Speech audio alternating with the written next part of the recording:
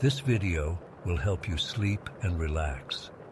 But before we begin, I would like to know which city you're from and what time you're watching this. Now, subscribe to the channel, relax, and let's begin. I've been driving trucks for almost 27 years now. You build up a certain toughness in this job, a kind of immunity to the things that would freak out regular folks. The endless nights, the isolation, the weird stuff you sometimes see on America's highways at 3 in the morning. But what happened to me 3 months ago on Interstate 90, I still can't explain it, still can't shake it.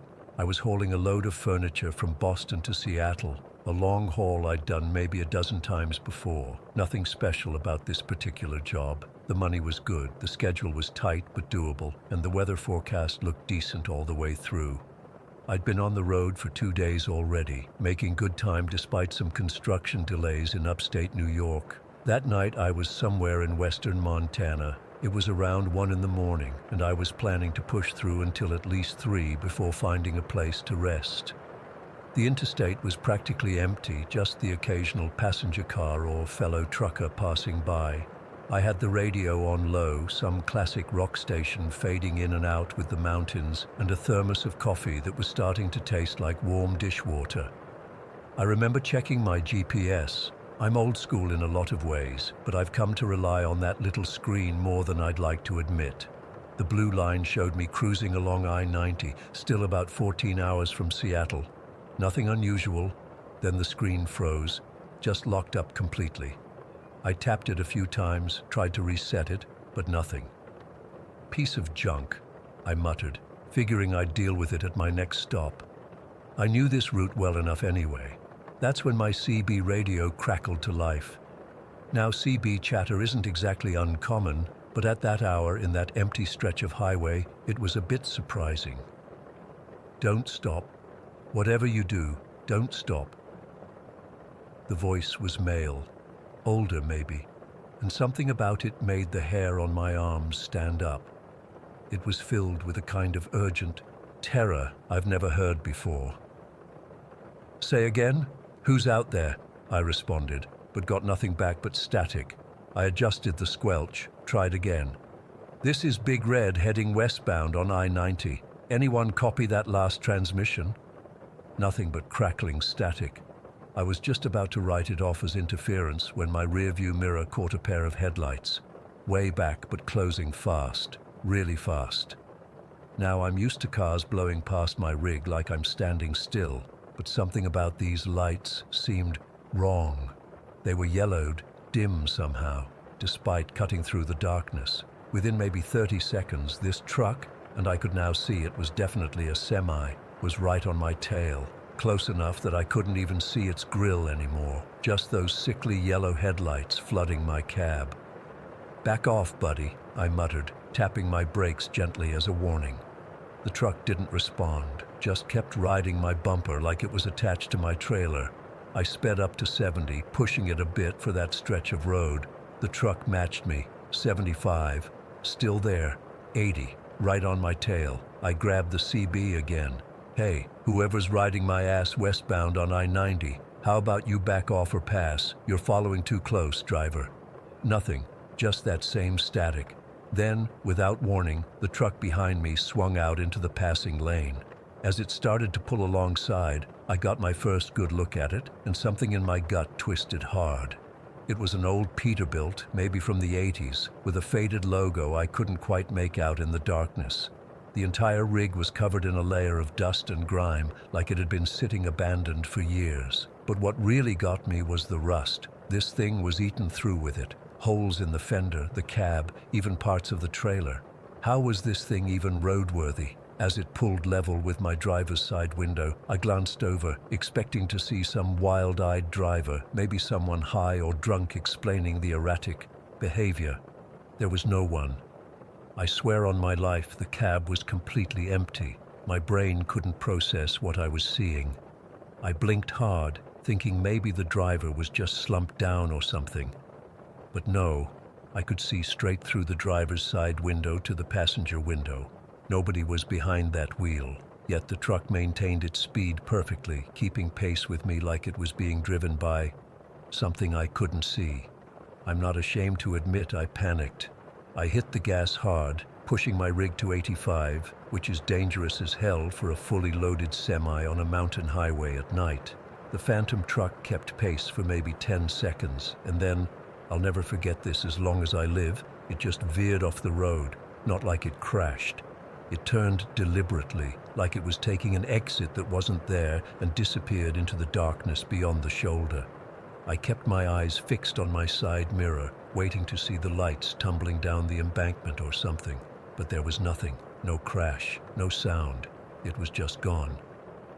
I white-knuckled the steering wheel for the next hour, barely breathing, constantly checking my mirrors. My heart was hammering so hard I could feel it in my throat. Nothing followed me. No more mysterious radio transmissions. Just me, alone on the highway, questioning my sanity. Around 2:30 in the morning, I spotted the lights of a truck stop up ahead in Lakewood. I hadn't planned on stopping yet, but after what I'd just experienced, I needed to be around people, needed coffee, needed to get out of my cab for a few minutes and ground myself. The place was one of those old, run-down stops that's seen better days. Just a small diner attached to a gas station, a gravel lot for trucks to park. As I pulled in, I noticed about 6 other semis parked in the lot, which seemed odd for that time of night at such a small stop. Usually, truckers either push through or find somewhere with better facilities to rest. I parked and sat there for a minute, just breathing, trying to make sense of what I'd seen. Maybe I was more tired than I thought. Maybe it was some kind of weird reflection or my eyes playing tricks on me. Had to be a logical explanation. The diner was nearly empty when I walked in. Just a waitress behind the counter and what looked like a single customer in a booth at the far end, facing away from me. The place smelled like old grease and burnt coffee. "Coffee black," I said to the waitress, sliding onto a stool at the counter. She was young, maybe mid-20s, with dark circles under her eyes that spoke of too many night shifts. She poured me a cup without a word, her hands trembling slightly. When she set the pot down, I noticed she kept glancing over my shoulder at the lone customer in the booth. "You okay?" I asked her, keeping my voice low. She leaned in close, her voice barely above a whisper. "You need to leave. Now." I blinked at her, confused. "Excuse me?" "That man," she nodded toward the booth. "He's been here for hours. Hasn't ordered anything, hasn't moved. I don't like it." I turned slightly to look. From what I could see, it was a man in a faded trucker jacket, the same kind of washed-out blue I'd glimpsed on the phantom driver's seat. He sat perfectly still, face hidden from my angle. "Has he said anything?" I asked, turning back to her. She shook her head. "Nothing. But everyone who's stopped here tonight has... I don't know how to explain it. They've changed. They came in normal, then after sitting near him, they got quiet, started acting strange. Then they all went back to their trucks and just sat there, haven't left." A chill ran through me that had nothing to do with the diner's overactive air conditioning. "What do you mean they're just sitting there?" "In their trucks. They don't leave. Don't sleep as far as I can tell. Just sit behind the wheel, staring straight ahead. I tried knocking on one guy's window an hour ago, and he wouldn't even look. At me." I felt the coffee turning sour in my stomach. "Have you called the police?" "Phone lines are down," she said, her eyes darting nervously to the man again. "Cell service too. I'm stuck here until my relief comes at 6, but..." She trailed off. "But what?" "I don't think they're coming," she whispered. "I don't think anyone's coming." That's when I heard it, the soft squeak of vinyl as the man in the booth shifted. I couldn't help myself. I turned to look. He was facing us now, but I still couldn't see his face, just the shadow of it beneath his trucker cap. But what I could see was his jacket more clearly now. It had a logo on the breast pocket, faded and partially obscured, but unmistakably the same logo I'd seen on the ghost truck that had run me off the road. My blood turned to ice. I stood up so quickly I knocked over my coffee cup, sending it shattering to the floor. "I need to go," I mumbled, throwing a 20 on the counter. You should too. Now. I didn't wait for her response. I walked, didn't run, but moved as fast as I could without running, straight back to my truck. As I crossed the parking lot, that's when I noticed something I'd missed on the way in. All 6 trucks in the lot were the same model, old Peterbilts. All had the same faded logo, and all were covered in a thick layer of dust and grime, like they'd been sitting there for years, not hours. I fumbled with my keys, my hands shaking so badly I could barely get them in the ignition. As my engine roared to life, I looked across the lot at the other trucks. In the glow of my headlights, I could see them clearly now. Through the windshields of each cab sat a figure, motionless, staring straight ahead. Not sleeping, not resting, just waiting. And each cab was riddled with rust holes, just like the phantom truck on the highway. These trucks weren't resting. They were waiting. For drivers like me. I peeled out of that parking lot like the devil himself was on my tail. I drove straight, through until morning, not stopping for anything. When my GPS suddenly came back to life around dawn, I nearly wept with relief.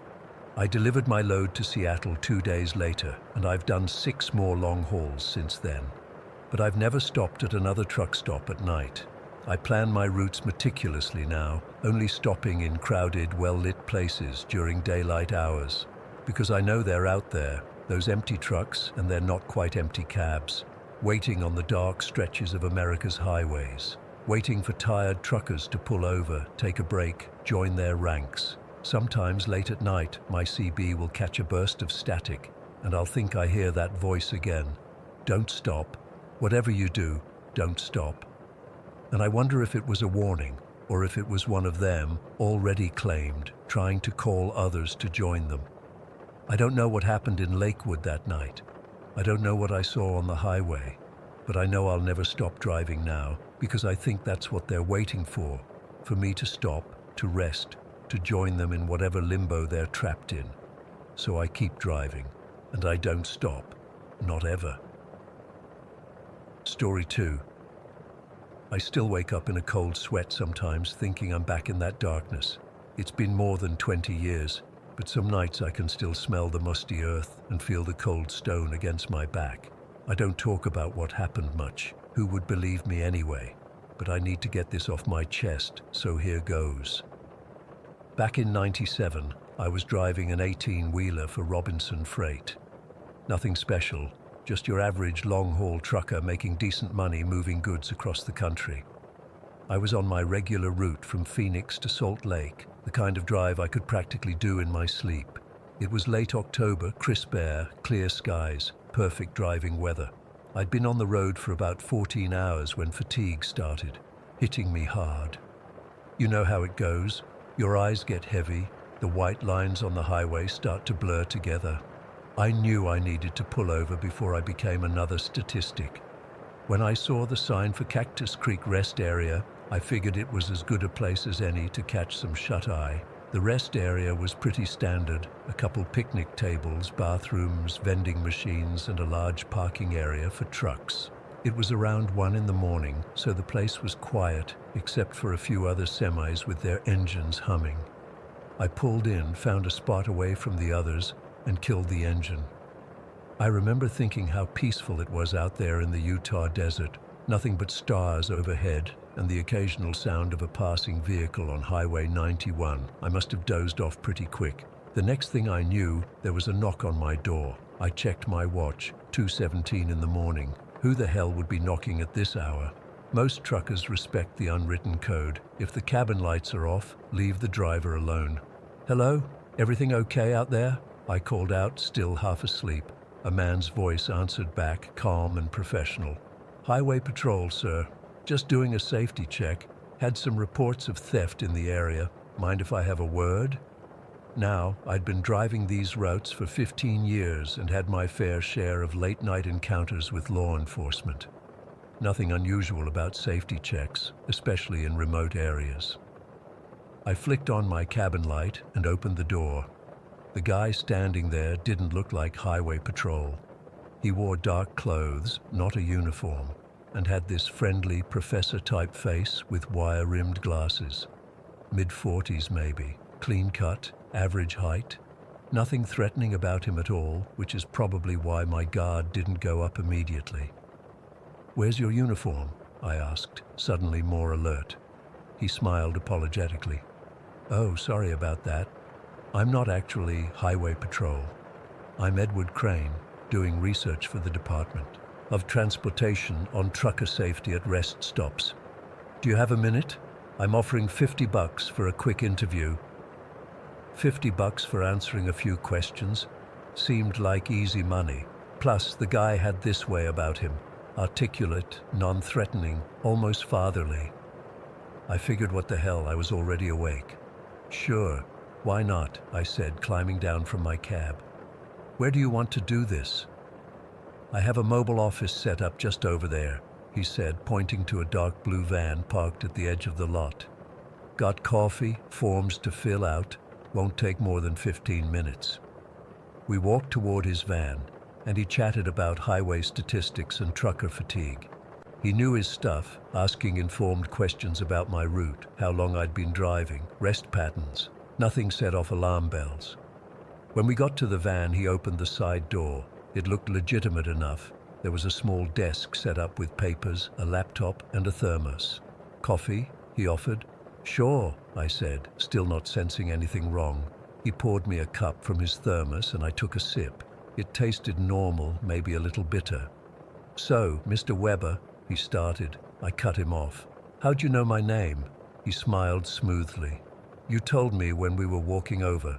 I didn't remember that, but I was tired, so I let it slide. He continued asking questions, jotting down notes on a clipboard. About 5 minutes in, I started feeling weird. My vision got fuzzy around the edges and my limbs felt heavy. That's when I knew something was very wrong. "What the hell did you put in this coffee?" I managed to slur out. His expression changed then, not threatening but different. Clinical, like I was suddenly a specimen under a microscope. "Fascinating," he said, checking his watch. "Only 4 minutes and 20 seconds. Your metabolism must be quite efficient." I tried to stand up, but my legs wouldn't cooperate. I remember knocking the coffee cup over as I slumped forward. The last thing I saw before everything went black was him calmly writing something on his clipboard. When I came to, it was pitch black, not nighttime dark, absolute darkness, the kind where you can't tell if your eyes are open or closed. My head was pounding, and my mouth felt like it was stuffed with cotton. I tried to move and realized I was lying on cold, hard ground. When I finally managed to sit up, I felt rough stone walls around me. "Hello?" I called out, my voice echoing slightly. "Is anyone there?" No answer. Panic started to set in. I patted my pockets, my wallet, keys, phone, all gone. I couldn't tell how big the space was, so I started crawling, feeling my way around. It didn't take long to map out my prison, maybe 8 feet by 10 feet, with stone walls on 3 sides and what felt like metal bars on the 4th. A cell. I was in some kind of cell. I don't know how long I spent trying to find a way out, hours maybe. The bars wouldn't budge. There was a small bucket in one corner that I figured was meant to be a toilet, and a thin mattress on the floor. Nothing else. After what felt like forever, I heard footsteps approaching. Then a door opening somewhere nearby, and suddenly there was light, not bright, but enough to temporarily blind me after the complete darkness. When my eyes adjusted, I saw him standing there holding a lantern.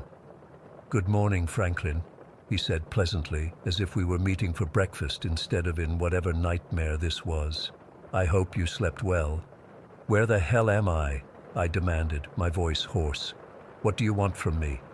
He pulled up a folding chair and sat down just outside the bars. "You're participating in an important study," he said, opening a notebook. "I'm interested in how humans maintain hope in hopeless situations. It's fascinating, really." "You're insane," I said. "People will be looking for me. My dispatcher, the company—" "No one's looking for you yet," he interrupted calmly. "Your truck is still at the rest stop. As far as anyone knows, you're taking an extended break. Truckers do it all the time, don't they?" Go off schedule, take a day or two for themselves? He was right.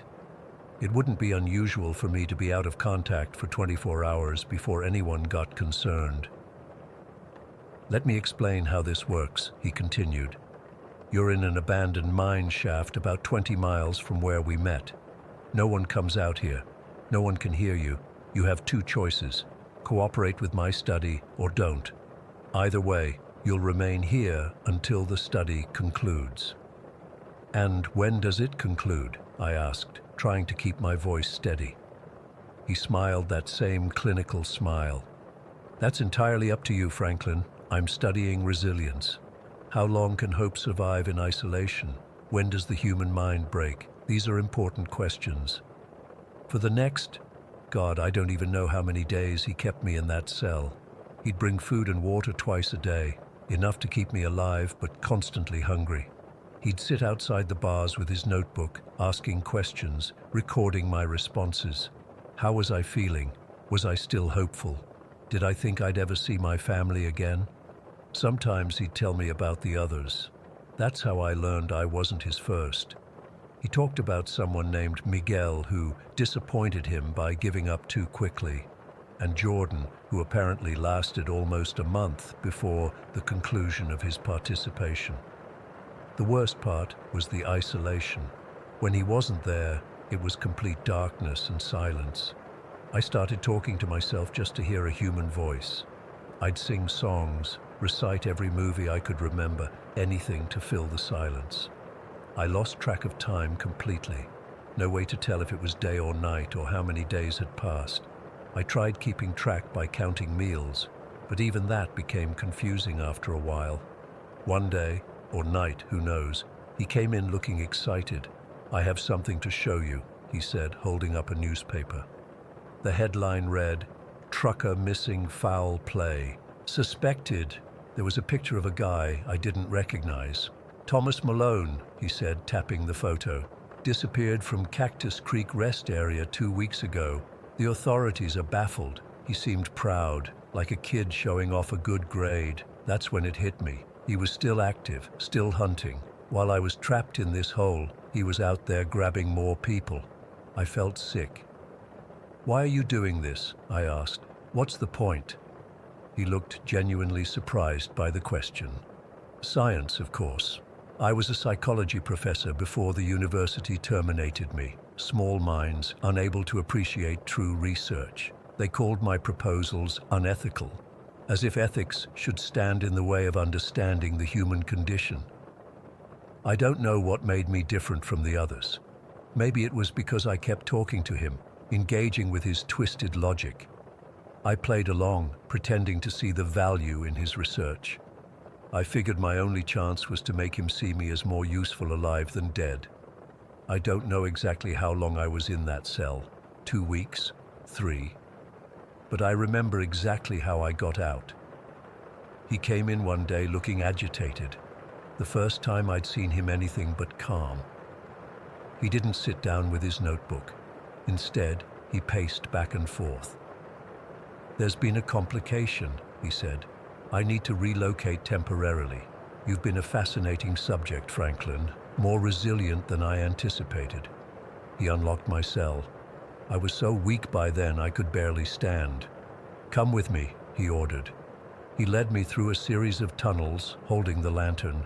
I caught glimpses of other cells, some empty, some with shapes I couldn't make out in the dim light. I was trying to memorize the path, looking for any chance to escape, when he suddenly stopped. "Wait here," he said, handing me the lantern. "I need to prepare transportation." The moment he disappeared around a corner, I ran, or tried to run. It was more of a desperate stumble. I didn't go the way we'd come.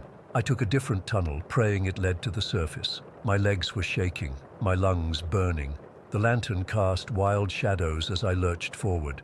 I have no idea how I found my way out. Pure luck, I guess. The tunnel gradually sloped upward, and eventually I saw a sliver of natural light. When I finally emerged, I was on the side of a rocky hill in the middle of nowhere. The sunlight was so bright it felt like needles in my eyes. I stumbled down the hill and just kept walking. Hours later, A couple on ATVs found me collapsed on a dirt road. They called for help, and the next thing I knew, I was in a hospital with cops asking questions. They found the mine shaft based on my delirious directions, but he was long gone. They found evidence though, notebooks, recording equipment, items belonging to other victims. I later learned they eventually connected him to at least 4 deaths. They caught him almost 2 years later during a traffic stop in Nevada. Edward Crane, former psychology professor turned serial killer. His trial revealed the full horror. He'd been abducting people for years, conducting his sick experiments on isolation and hopelessness. I testified at his trial in 2002. It was the first and last time I saw him after my escape. He looked at me with the same clinical interest, like I was still just a subject in his study. Sometimes I wonder why I survived when others didn't. Was it luck? Something about me? Or was it just that the cops were getting too close, forcing him to move on? I still drive trucks, believe it or not, but I never stop at rest areas at night anymore, and I never, ever accept coffee from strangers. Story 3. I've been debating whether to post this for months. My therapist says writing it down might help, but I'm not sure anything will at this point. I'm not looking for solutions or explanations. God knows I've tried to find those. I just need someone to hear what happened to me, even if no one believes it. I was Officer Daniel Harris, badge number 5293, with the Blue Hills PD for 15 years. Not anymore though. Technically, I'm still on the books as a missing person, and my family held a memorial service 8 months ago. I saw the pictures online. Weird to see your own funeral, you know. It started on a Tuesday night in November. Cold as hell, but clear skies. I remember because I could see every star that night, which is unusual with all the light pollution. I was on patrol in the North District, mostly quiet residential neighborhoods, where the biggest problem is usually teenagers smoking weed in the park or the occasional domestic disturbance. Dispatch called in a prowler report at 43 Pinewood Avenue around 11:30. Nothing unusual about that. We get prowler calls all the time, especially when the weather gets cold and people get jumpy about every shadow. I'd driven down Pinewood 1,000 times before. Nice street, older homes, big yards. The kind of place where everyone has those little cameras on their doorbells now. I remember thinking it was strange that someone would choose to prowl there. Too exposed. When I pulled up to number 43, I did the usual routine. Spotlight across the yard, checked the perimeter. Nothing seemed out of place. The house was dark except for a porch light. I was about to call it in as a false alarm when I spotted someone at the edge of the property where it backs up to a wooded area. Tall figure, maybe 6'2", wearing what looked like a dark hoodie. Just standing there, perfectly still, staring at the house. I couldn't see their face in the shadows. "Police! Stay where you are!" I called out, getting out of my cruiser. The figure turned, just slightly, then bolted into the woods. I radioed in that I was in pursuit and took off after them. Stupid maybe, but it was instinct after 15 years on the job. The woods behind Pinewood aren't deep, maybe. A quarter mile before they hit Lakeside Drive, but they're dense with undergrowth. I lost sight of the figure almost immediately, but I could hear branches snapping ahead of me. Then nothing, complete silence. I stood there in the dark, breathing hard, listening. That's when I felt it. This weight pressing down like the air had gotten thick, and the feeling of being watched from every direction. I've been in plenty of tense situations, but this was different. My skin was crawling. I tried to radio in my position, but all I got was static. Not unusual in parts of Blue Hills where reception is spotty, but I wasn't that far from my car. I decided to head back, chalking it up to some kid who got spooked. That night, I couldn't sleep. Kept thinking about that figure and how still it had been. Not fidgeting like people normally do. Just waiting. The next night, I was back on patrol, same route. It was even colder, and a fog had rolled in from the lake. Around the same time, 11:35 according to my report, another call came in. Prowler at 43 Pinewood Avenue. I remember thinking it was odd. Exact same address, exact same time. When I told dispatch I'd handled a call there the night before, the operator sounded confused, said there was no record of any previous call to that address. I figured it was a computer glitch or someone forgot to log it. This time I approached differently, parked a few houses down, killed the lights, and approached on foot. The fog was so thick I could barely see the house until I was at the edge of the front yard. Same setup as the night before, house dark except for the porch light. But this time I heard something, whispering, so faint I wasn't sure if it was real or just the wind in the trees. It seemed to be coming from the backyard. I drew my weapon and moved along the side of the house. The whispering got louder as I approached the back, but I still couldn't make out any words, just this constant, urgent murmuring like a crowd of people all talking at once, but very quietly.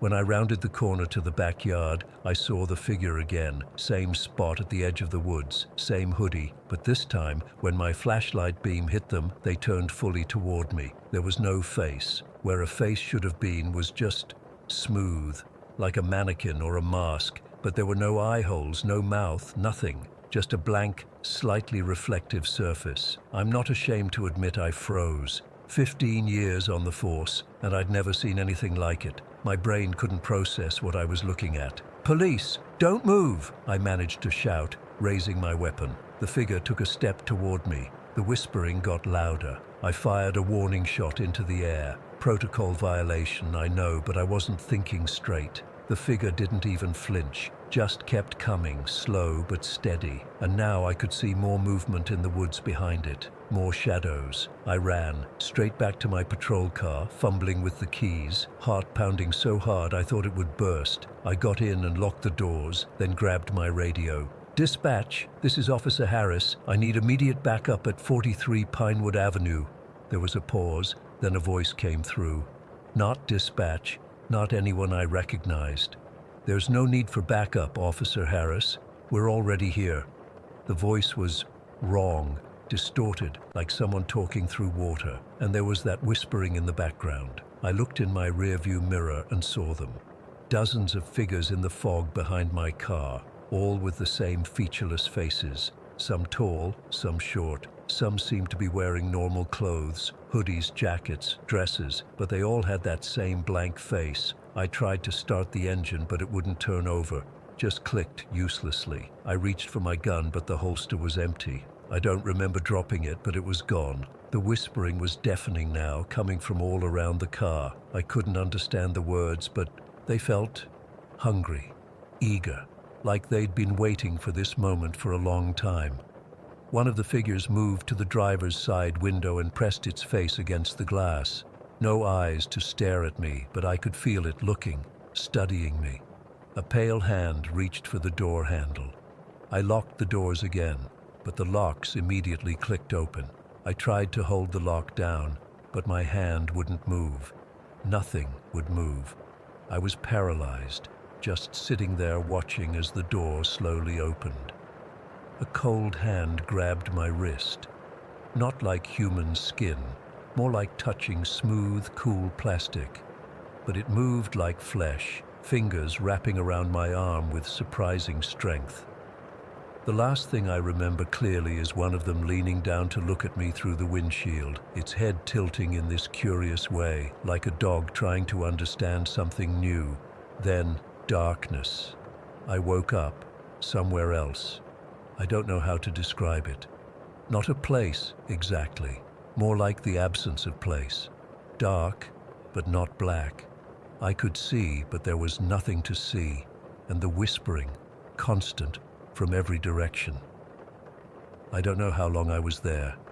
Time didn't seem to work right. Could have been hours or years. I wasn't hungry or thirsty. I didn't need to sleep. I just existed. And they were always there. The faceless ones, watching, whispering. Sometimes they'd reach out and touch me, and I'd feel this draining sensation, like they were pulling something out of me. Memories, maybe, or emotions. I don't know. I'm not sure how I got out. One moment I was there, And then I was standing on Lakeside Drive in the rain, wearing the same uniform I'd had on that night, but it was faded and worn like it had been years. My badge was gone. So was my gun, my radio, my phone. According to the newspapers, I'd been missing for 6 months. My patrol car was found at the end of Pinewood Avenue the morning after I disappeared. Engine cold, door open. They searched for weeks, dragged the lake, brought in dogs, nothing. I haven't gone to the police. What would I say? Where would I even start? They'd think I'd had some kind of breakdown or was responsible for some crime. Maybe I did. Maybe I am. I'm living in a different state now, under a different name. Working nights at a warehouse. I don't sleep much. When I do, I dream of that place, and I wake up hearing the whispers. The worst part is, I think I understand them now. Not the words, but the meaning behind them. They're collecting, gathering, building towards something. Sometimes I catch glimpses of them, in crowds, on empty streets at night, just at the edge of my vision. When I turn to look, they're gone. But I know they're there, watching, waiting. I went back to Blue Hills once, about a month ago. Drove by 43 Pinewood Avenue. It's empty now. For sale sign in the yard. Looks like it's been vacant for a while. I parked across the street and just sat there, watching the house. As the sun set, I saw a figure in an upstairs window, faceless, staring down at me. When I blinked, it was gone. I don't know what they are or what they want. I don't know why they took me or why they let me go. All I know is that they're still out there and they're not done with me. If you live in Blue Hills, stay away from Pinewood Avenue after dark. If you hear whispering when there's no one around, don't try to listen to what it's saying. Just run. And if you see someone watching you from a distance, someone whose face you can't quite make out, don't look too hard. Don't call out to them. Just walk away. Quickly. I don't expect anyone to believe this. I'm not sure I believe it myself sometimes. Maybe I did have a breakdown. Maybe none of this happened the way I remember it. But the whispers are real. I hear them now, even as I write this, getting louder, closer. I think they found me again. Story 4. I still wake up in cold sweats thinking about that damn road. It's been 6 months, and I've barely left my apartment since then. When I do go out, I stick to main highways and busy streets. No more back roads, no more scenic routes. I'm writing this down because I need someone to know what happened, even if no one believes me. Last August, I decided to drive from my place in Santa Fe up to Portland to visit my cousin. I just quit my job at this tech startup that was running me into the ground, and I figured a solo road trip would clear my head. I've always preferred the less traveled routes anyway. You see more of the real country that way, you know. Plus, I had this romantic idea about sleeping under the stars and stopping at small-town diners, that kind of crap. The first couple days were exactly what I wanted. I cruised through northern New Mexico and into Utah, windows down, music blasting. I spent the first night at this little campground outside of Moab. The second day I made it through most of Utah and into Nevada. That second night I pulled off on this mesa overlooking miles of desert and slept in the back of my Subaru. It was perfect. So many stars you could barely believe it. Then came day 3, August 23rd. I remember checking the date on my phone that morning because I was making good time and texted my cousin I'd be in Portland by the 25th, maybe even the 24th if I pushed it. I was somewhere in northern Nevada on a 2-lane road that cut through miles of sagebrush and rock formations. It was around 2 in the afternoon, and I hadn't seen another car for at least an hour. I had my GPS going, but reception was spotty, so I was also using an old paper map I'd picked up at a gas station. That's when I saw it, this unmarked road branching off to the right. It wasn't on my GPS, and when I checked the paper map, there was nothing there either, just empty space. But the road itself looked paved, maybe a bit rough, but definitely a real road. I remember thinking it might be a shortcut the locals used. I don't know why I turned onto it. Curiosity, boredom, some weird compulsion. I still ask myself that question every day. The moment my tires hit that pavement, something felt wrong. The air got heavier somehow. The road was cracked all over with these weird yellowish weeds pushing up through the asphalt. It looked like nobody had driven on it for years, but it was definitely a road. After about 15 minutes, I noticed the landscape changing.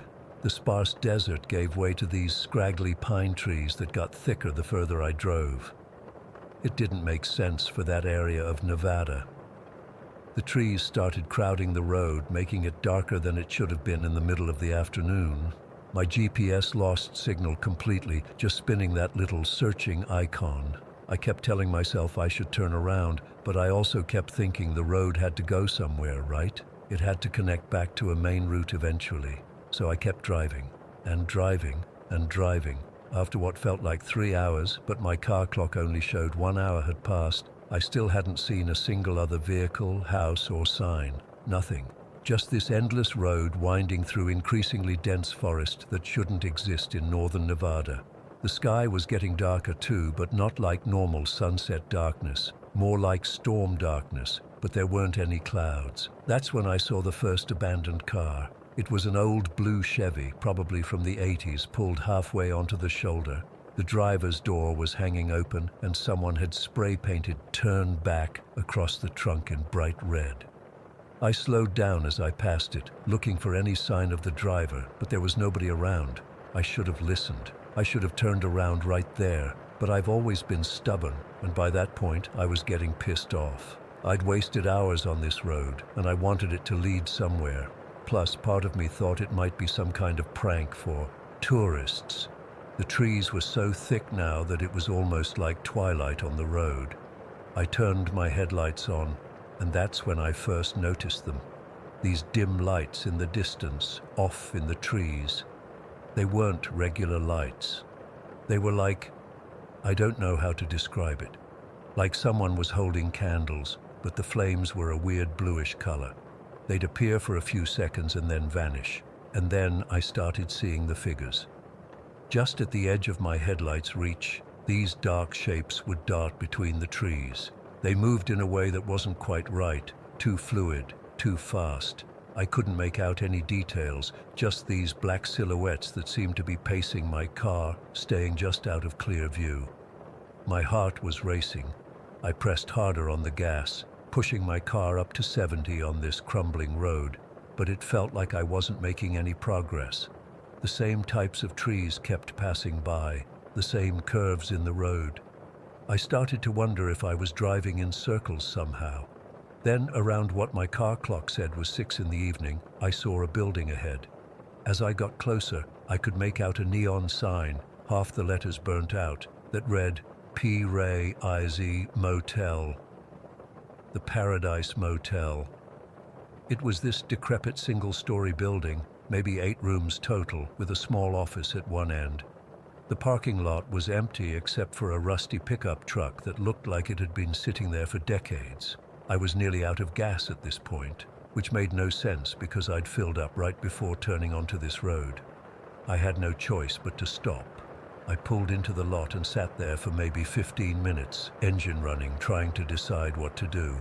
I didn't see any lights on in the motel, and the office looked dark too. Finally, I worked up the courage to get out. The air felt wrong. Too thick, too still, no insects buzzing, no birds, nothing, just absolute silence. I walked to the office and tried the door. It was unlocked. Inside, there was a small reception desk with an ancient computer and a bell. I rang it, but nobody came. There was a layer of dust on everything, like the place had been abandoned for months, maybe years. But there was also a guest book open on the counter, and when I looked at it, I saw an entry from just 3 days ago. Just a name, Thomas R., and a room number, 7. I don't know what possessed me, but I walked back outside and over to room 7. The door was ajar. I pushed it open and found a standard motel room. Bed, nightstand, bathroom, but the bed was unmade, and there were papers scattered all over the floor. I picked one up. It was a journal entry, dated August 20th, 1957. Found this road that wasn't on any map. Been driving for hours. No way to turn around now. They're watching from the trees. God help me. I grabbed another page. October 12, 1972. Third day on this road. Saw another driver today, but when I tried to flag him down, they took him. The shadows took him right out of his car. And another. February 1st, 2003. If you're reading this, you need to keep moving. The road only exists while you're moving forward. If you stop for too long, they'll find you. They've been watching me since I turned onto this road 2 days ago. There were dozens of these notes, all from different people, all describing the same road, the same watching figures, the same sense of being trapped. The most recent one was dated just 3 days earlier. They're getting closer. Don't stop. Don't sleep. Don't let them catch you. The road has to end somewhere. It has to. My hands were shaking so bad I could barely hold the papers. I dropped them and ran back to my car. As I was fumbling with my keys, I looked up and saw them. At least a dozen dark figures standing at the edge of the forest, just beyond the parking lot. They were still too far away to make out clearly, but I could see they were tall, too tall, and their proportions weren't right. And they were all completely still, all facing me. I got my car started and peeled out of that lot so fast I left rubber on the pavement. In my rearview mirror, I could see the figures moving, actually moving onto the road behind me, following my car. I floored it. The next hour is a blur of panic. The road kept winding through those dense trees that shouldn't exist in Nevada, and I kept seeing those figures in my peripheral vision, moving alongside my car just out of direct sight. Sometimes they seemed to be right next to my window, but when I'd turn to look, there'd be nothing there. Then I saw that same abandoned blue Chevy again, the one with "Turn Back" painted on it. Except this time, there was a man standing beside it. He was middle-aged, wearing clothes that looked like they were from the 80s, and he was frantically waving for me to stop. I slowed down. I know it was stupid, and rolled my window down just a crack. "You need to understand," he shouted at me. "The road isn't real. None of this is real. They made it to trap." Before he could finish, I saw several of those dark figures emerge from the trees behind him. He turned, saw them, and his face just... God, the terror in his expression. I slammed on the gas and took off. I drove for what felt like another 2 hours, the trees gradually thinning out, the road straightening. Finally, the forest opened up completely, and I was back in desert landscape that looked like normal Nevada. Ahead, I could see lights, a gas station. I pulled in, practically crying with relief. The attendant, this old guy with a weathered face, didn't even blink at my state. He just nodded when I babbled something about getting lost. "People get lost on those old roads," he said, filling my tank. "Some never find their way back." I asked him about the road, described where I'd turned off, but he just shook his head. "No roads out that way," he insisted. "Just desert." I got back on the main highway and drove straight through to Portland without stopping except for gas. I told my cousin I was sick when I arrived and spent most of the visit in her guest room. I flew back to New Mexico and sold my car the next week. Here's the thing that keeps me up at night. I've looked at every map of Nevada I can find. I've searched online for any mention of the Paradise Motel or reports of people going missing on back roads in that area. Nothing. That road doesn't exist, but I was on it for hours. I saw those people's notes. I saw that man by his car. And sometimes when I'm driving even on busy city streets, I'll catch a glimpse of something tall and wrong-shaped standing on the sidewalk watching me. Or I'll see an unmarked turnoff that nobody else seems to notice. I think they're waiting for me to take a wrong turn again. I think once you've found that road, it never really lets you go. You're just waiting for the next time you get trapped on it. And the worst part, I'm starting to think I never actually left. Story 5. I've been meaning to share this for months, but every time I sit down to type it out, my hands start shaking and I have to stop. I still work at Murphy's Corner Mart, but I refuse to take night shifts anymore. My boss thinks I'm being dramatic, but he wasn't there. He didn't see what I saw. This happened about 4 months ago. I was working my usual overnight shift at Murphy's, this little gas station convenience store on the outskirts of town where nothing exciting ever happens. It's one of those places where the fluorescent lights buzz constantly and the coffee machine looks like it's from the 80s. Most nights, I'd just stock shelves, ring up the occasional trucker buying energy drinks, and try not to fall asleep. That night started like any other. I clocked in at 10, relieved Darren, the evening guy who always leaves the register a mess, and settled in for my 8-hour shift. The first few hours were normal. A couple of college kids buying beer, a tired-looking woman grabbing cigarettes, the usual. Around 1 in the morning, things got quiet. That deep, middle-of-the-night quiet where you can hear every little sound in the store. I was behind the counter reading stuff on my phone when I heard it. A light tapping sound, like fingernails on glass. At first, I thought it was just the building settling, or maybe the wind hitting the windows, but it continued, getting more rhythmic. Tap, tap, tap, tap, tap, tap. I looked up from my phone and glanced around. The store was empty. The tapping continued. I got up and walked around the counter, checking each aisle. Nobody there.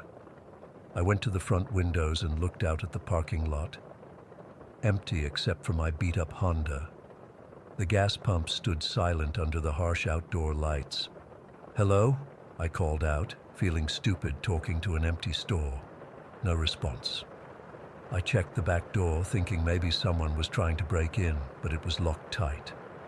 When I returned to the front, the tapping had stopped.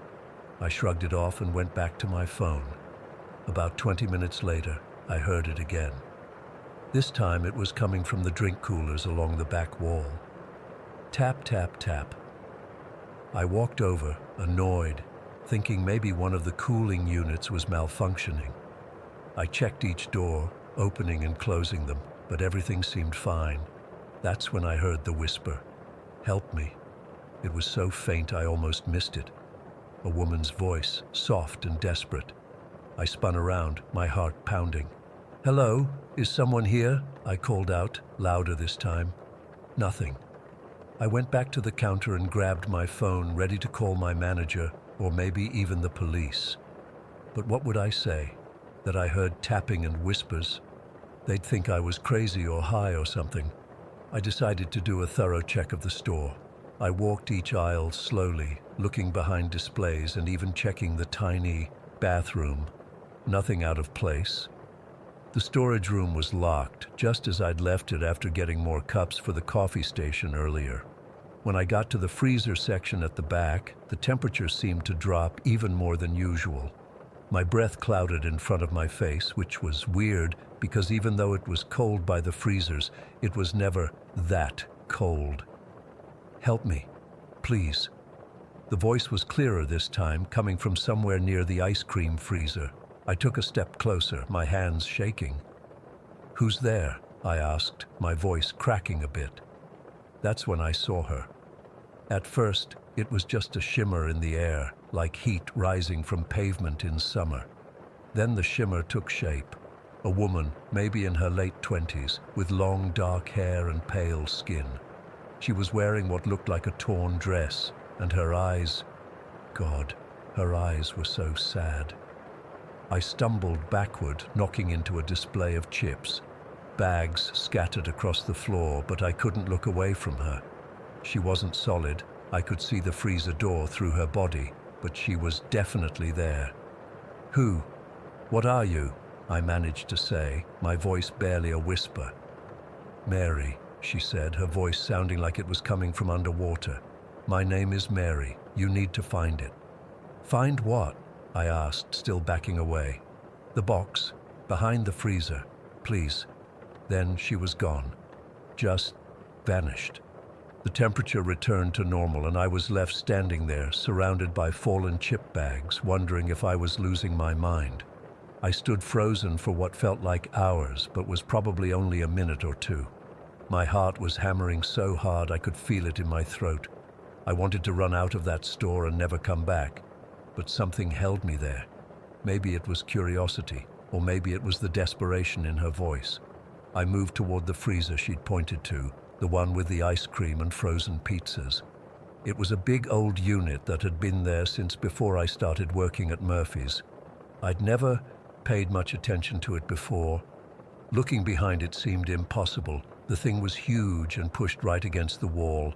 But when I examined it more closely, I noticed it wasn't flush with the wall on the left side.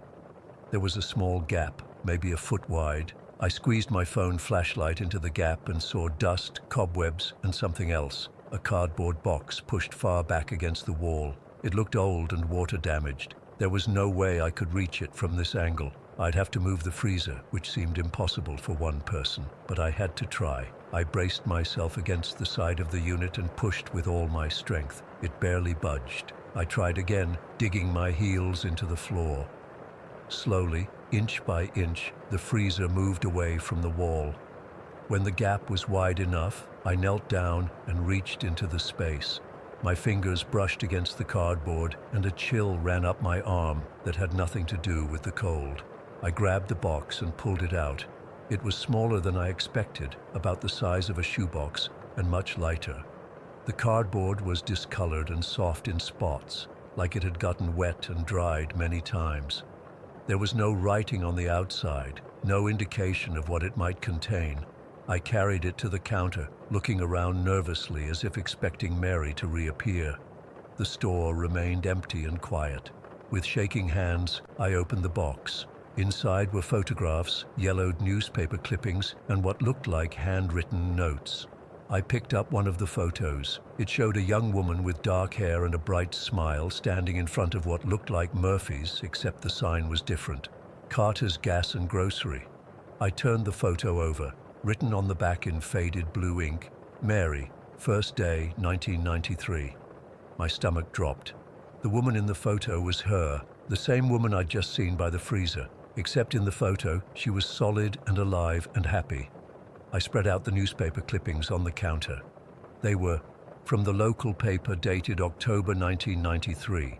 The headlines made my blood run cold. Local woman missing. Search continues for Mary Lawrence. Police seek information in disappearance case.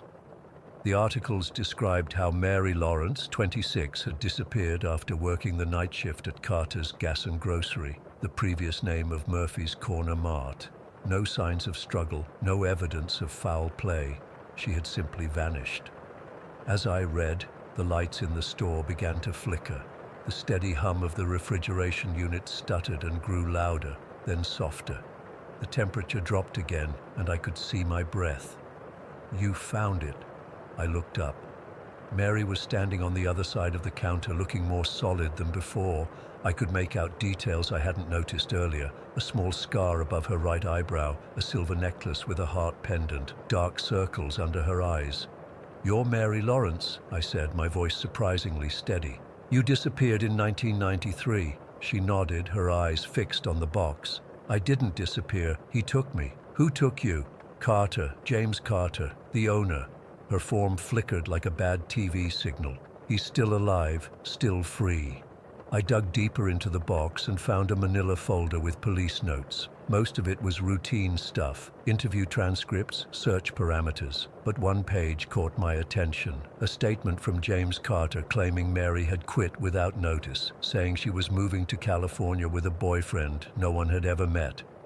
"He lied," Mary said, reading over my shoulder somehow. "There was no boyfriend. I was going to report him." "Report him for what?" The lights flickered violently, and shadows seemed to crawl along the walls. Mary's form grew more agitated, her edges blurring. "Stealing, drugs, worse things." Her voice became distorted. "I found his records, hidden like this box. I confronted him that night." Suddenly, my vision swam, and images flashed before my eyes. Not my memories, but hers. Mary. Counting the register at closing time, finding discrepancies in the books, discovering a hidden compartment under the counter filled with small bags of white powder. James Carter walking in, his face transforming from friendly to menacing when he saw what she'd found. An argument, him grabbing her arm, her breaking away, running toward the back of the store, a heavy flashlight coming down. Darkness. I gasped and stumbled backward, knocking over the stool behind the counter. The images faded, but the terror remained, flooding my body with adrenaline. "He killed you," I whispered. Mary nodded, her form steadying. "Find him. The truth is in that box. Make him pay. Free me." I looked down at the box again and noticed something I'd missed. A small leather-bound notebook tucked into the side. I pulled it out and opened it. Inside were dates, names, amounts, records of drug deals going back years, and on the last used page, a single entry. ML, problem solved. Body behind freezer, moved later to quarry. My hands were shaking so badly I could barely hold the notebook. The quarry. The old limestone quarry outside town. Mary nodded again. "No one ever looks there."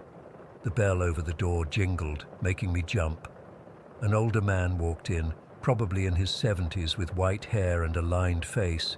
He looked harmless, just another late-night customer. "Evening," he said, nodding at me. "Just need some cigarettes." I stared at him, trying to compose myself. Mary had vanished the moment the door opened. "Marlboro Reds," the man said, seeming not to notice my distress.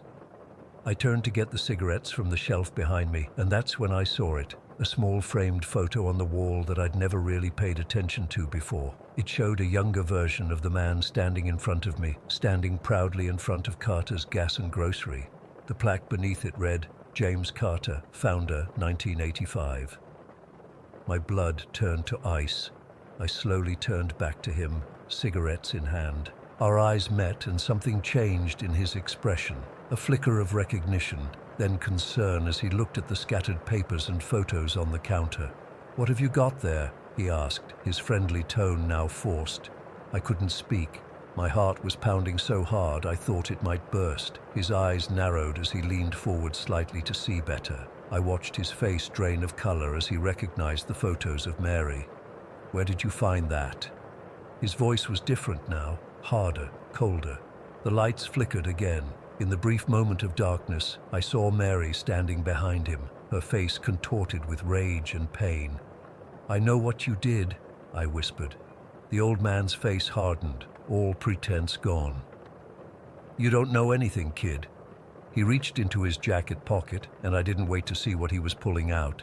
I grabbed the box and ran for the back door, fumbling with my keys to unlock it. I could hear him coming after me, moving surprisingly fast for his age.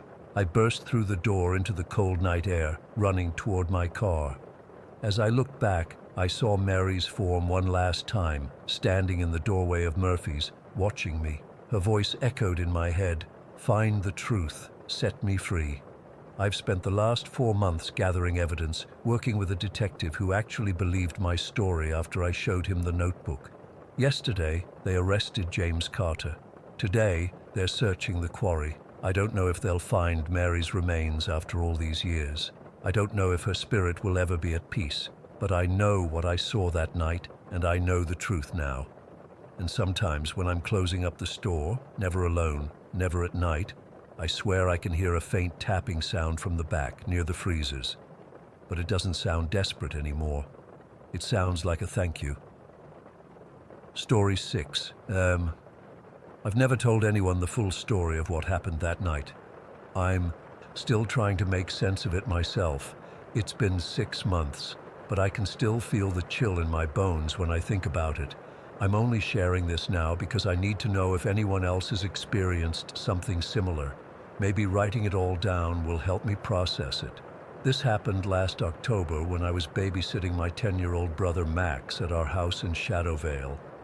Our parents bought this old Victorian place about 2 years ago because it was a good deal.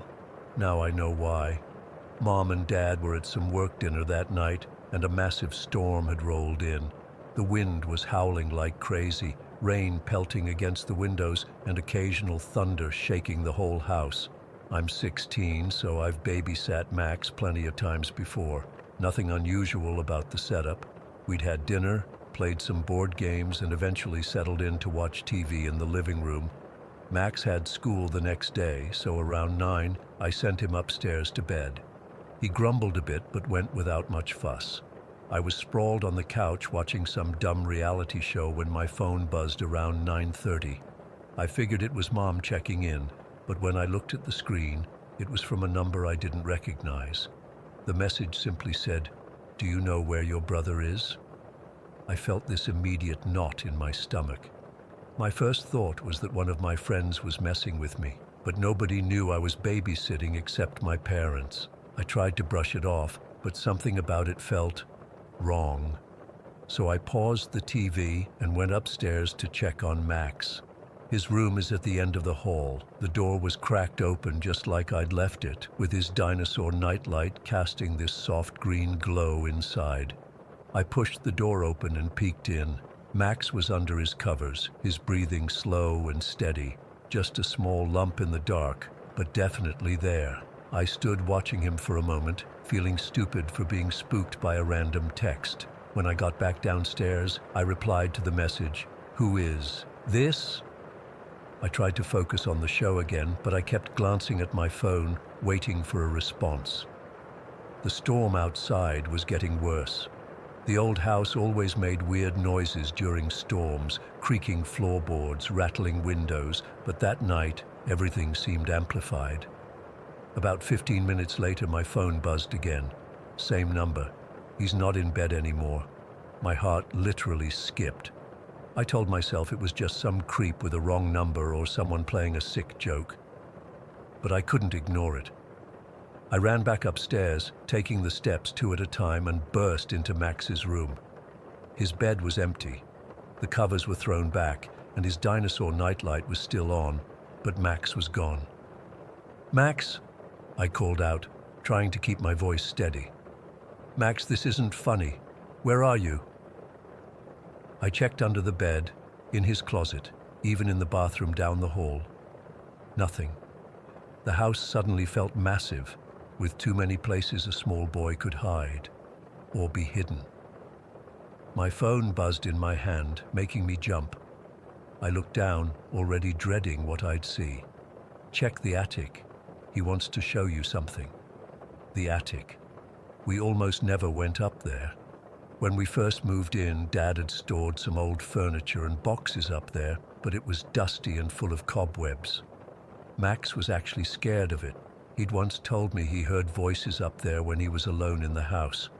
I stood at the bottom of the stairs, my whole body trembling. I wanted to call my parents, but I was terrified of what might happen to Max if I didn't follow the instructions. I tried calling anyway, but the call wouldn't go through, just static on the line. The storm must have affected the cell service. The pull-down ladder to the attic is in the upstairs hallway. I reached up and tugged the cord, and the ladder slid down with this horrible creaking sound that made my skin crawl. The attic entrance gaped open like a black mouth above me. "Max!" I called up, my voice small and pathetic against the sound of the rain hammering on the roof. "Are you up there? Please answer me." Nothing. Just the storm and the creaking house. I didn't want to go up there. Every instinct was screaming at me to run, to get out of the house, to find help. But Max was my responsibility. I couldn't leave him. I grabbed a flashlight from the hall closet and slowly climbed the ladder. Each step felt like I was moving through molasses, my body resisting every inch upward. The attic was pitch black except for the beam of my flashlight, which seemed weaker than it should have been. The air was thick with dust and something else, something that smelled old and wrong. I swept the light around, taking in the forgotten furniture draped in sheets, the stacks of cardboard boxes, the exposed beams overhead. "Max," I whispered, not wanting to disturb whatever might be listening. "Max, please, where are you?" And then I heard it, a soft, rhythmic sound coming from the far corner of the attic. My flashlight beam found him there, crouched between an old trunk and the sloping wall. Max was rocking back and forth, his arms wrapped around his knees, staring at nothing. "Max!" I rushed over, relief flooding through me. "What are you doing up here? You scared me half to death." But as I got closer, I realized something was wrong, really wrong. Max's face was deathly pale, his eyes unfocused and glassy. He didn't seem to register my presence at all, just kept rocking with this vacant expression. "Max?" I reached out to touch his shoulder, and his skin was ice cold through his pajamas. "Max, can you hear me?" That's when I first heard the whispers. At first, I thought it was just the wind or the rain against the roof, but no, these were definitely voices. Too quiet to make out actual words, but unmistakably there, coming from everywhere and nowhere at once. And then I noticed the shadows. In the beam of my flashlight, they seemed to be moving, not shifting with the light like normal shadows, but moving, independently, stretching and contracting along the walls and floor, reaching toward us. "Max, we need to go downstairs right now," I said, trying to keep my voice from shaking. I grabbed his arm to pull him up, but he wouldn't budge. It was like trying to move a statue. Suddenly, the attic was plunged into darkness as my flashlight flickered and died. The whispers grew louder, more insistent. I fumbled with the flashlight, shaking it desperately, but it was dead. That's when Max spoke. But it wasn't his voice, not really. It was his voice layered with something else, something deeper and older and full of malice. "They've been waiting for you, Jenna," he said, his head turning to face me, even though I couldn't see him in the dark. "They want you to stay." I scrambled backward, away from him, bumping into something solid that hadn't been there before. My hands touched cold, damp fabric, and I screamed, pushing away and running blindly toward where I thought the attic entrance was. By some miracle, I found the ladder and half climbed, half fell down it into the hallway below. The lights in the house were flickering now, the storm raging outside harder than ever. I slammed the attic door shut and ran to my parents' bedroom, grabbing the landline phone. I dialed 911 with shaking fingers, praying for someone to answer. A voice came on the line, but it wasn't a dispatcher. It was just more whispers, getting louder until they were right in my ear, like someone was standing next to me, breathing their secrets into my head. I dropped the phone and ran downstairs, heading for the front door. I needed to get out, to get help. I'd come back for Max with the police or neighbors or anyone who could help me make sense of what was happening. But when I reached the bottom of the stairs and turned toward the front door, Max was standing there. He'd somehow gotten down from the attic and was blocking my path to the door. His eyes were completely black now, empty pools in his pale face. The shadows behind him seemed to writhe and pulse, stretching across the walls and ceiling. "There's no escaping them," he said, taking a step down. "They're already inside." "Max, please," I begged, backing away from him. "This isn't you. Whatever's happening, we can fix it. Let me get help." He tilted his head at an impossible angle, his neck cracking sickeningly. "They've been here since before the house, Jenna, waiting in the dark, feeding on fear, and now they're hungry again." The lights went out completely then, plunging the house into darkness. I could hear Max descending the stairs, slowly, methodically, while I backed away. I couldn't see him, but I could feel him getting closer. The whispers were everywhere now, a chorus of voices speaking words I couldn't understand, but somehow knew were terrible. I backed into the living room, fumbling for my phone in my pocket. The screen lit up, casting just enough light for me to see the shadows converging, taking shape around me, and Max, standing at the edge of the light, his face split in a grin that was too wide, too many teeth. Then my phone died too, the battery suddenly drained. The darkness pressed in, thick and suffocating. I felt cold hands on my arms, my legs, my face, dozens of them holding me in place. I couldn't move, couldn't scream. The whispers became a roar in my head. The last thing I remember is Max's laughter, that cold, empty sound that wasn't him at all, echoing through the house as the shadows closed in around me. I woke up the next morning on the living room floor. The storm had passed, sunlight streaming through the windows. My parents found me there when they got home, confused and terrified. Max was in his bed, sound asleep, with no memory of anything that had happened. The texts were gone from my phone. No record of the unknown number at all. When I tried to explain what had happened, my parents thought I'd fallen asleep watching a horror movie and had a nightmare. But I know what I experienced. Something was in our house that night, something that could use Max, could manipulate reality itself, and I think it's still there, waiting. Max is different now, subtle changes. He stares into space sometimes, whispering to himself. He draws strange symbols I don't recognize, and sometimes, when he doesn't think anyone is looking, I catch him watching me with that same empty expression from the attic. I'm moving out for college in a few months, and I'm terrified of leaving my family in that house, but I'm equally terrified of staying, because whatever happened that night isn't over, and sometimes late at night I still get texts from that unknown number, just 3 words, over and over. They're still waiting. Story 7. I've worked as a detective with the Cedar Creek PD for almost 15 years now, but the Porter case still haunts me in ways none of my other investigations ever have. It's been over 10 years, and I still can't shake the images we found or the realization of how vulnerable we all are when we're at our weakest. It started in March of 2012. I was assigned to investigate what seemed like a pretty routine case of missing medications at Cedar Creek Memorial Hospital. The hospital administration had noticed discrepancies in their inventory that went beyond the usual accounting errors.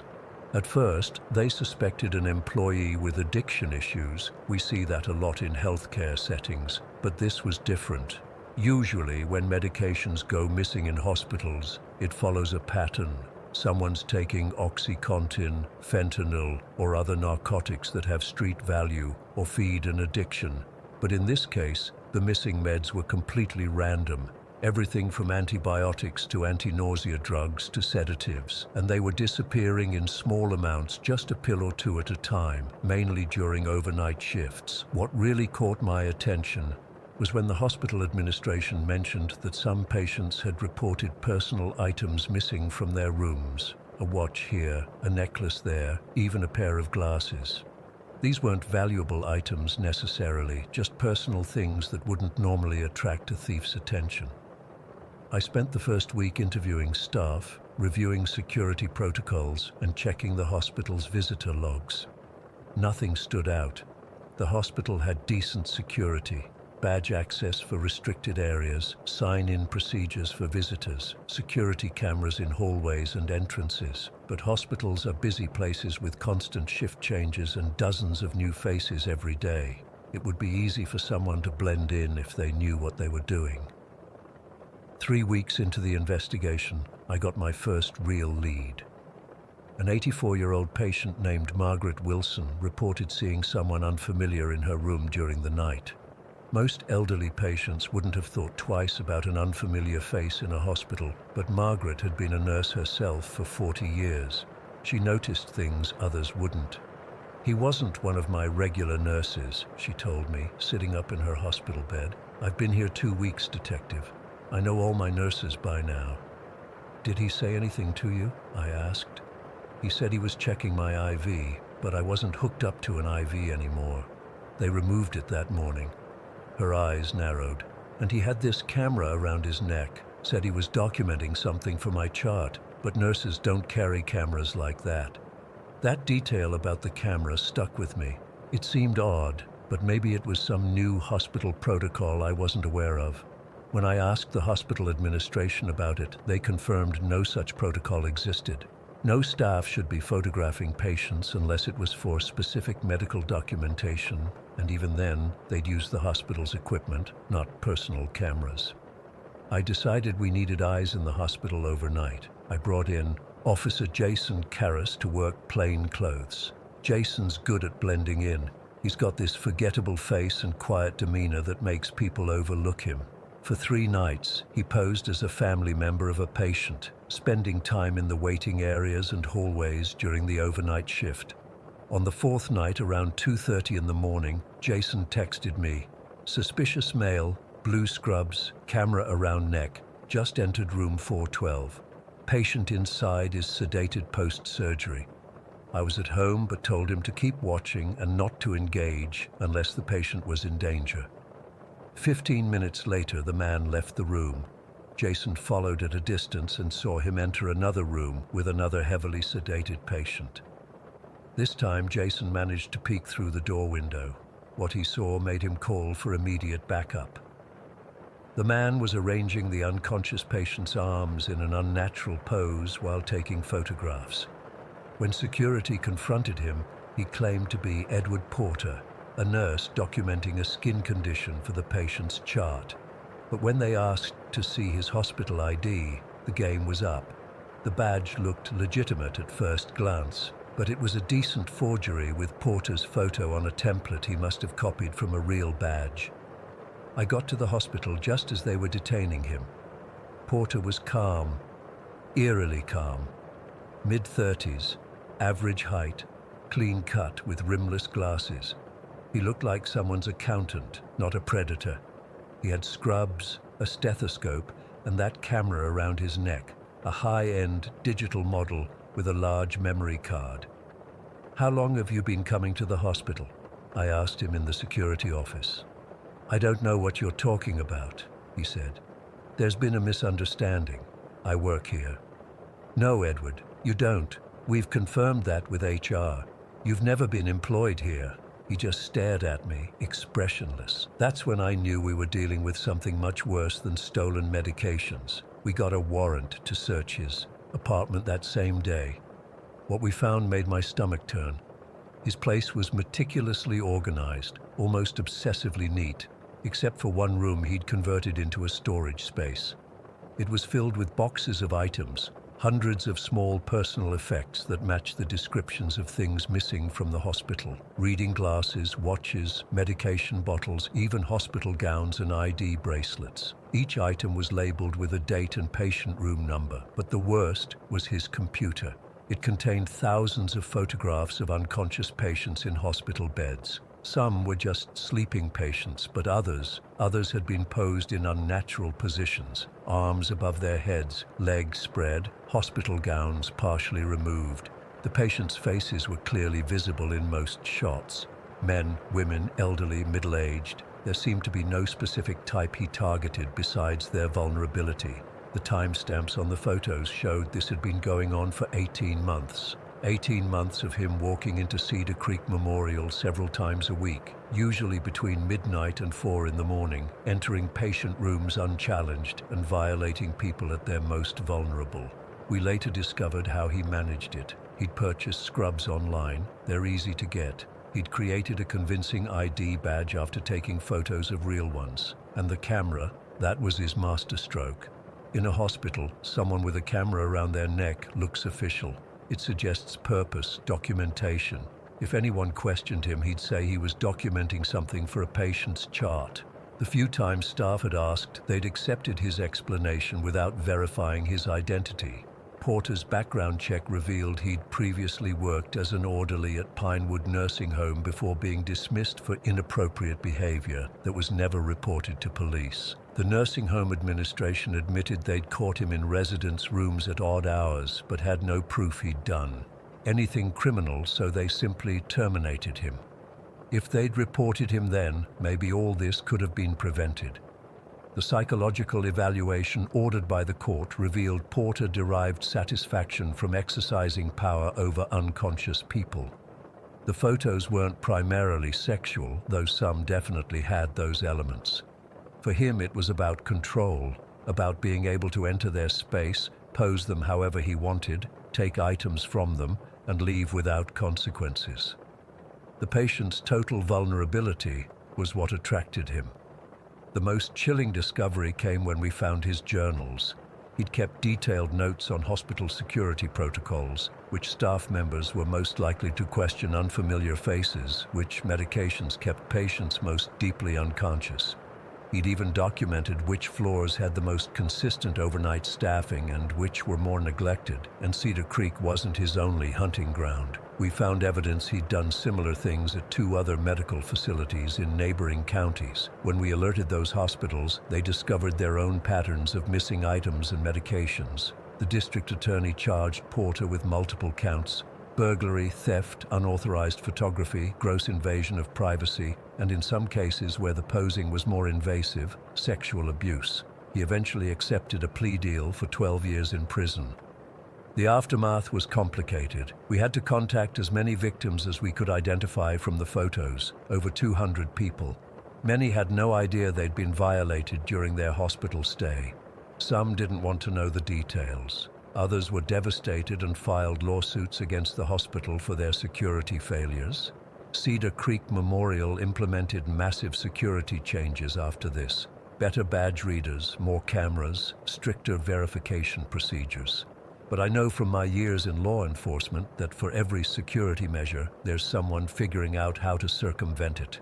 What keeps me up at night isn't just what Porter did. It's how easy it was for him to do it.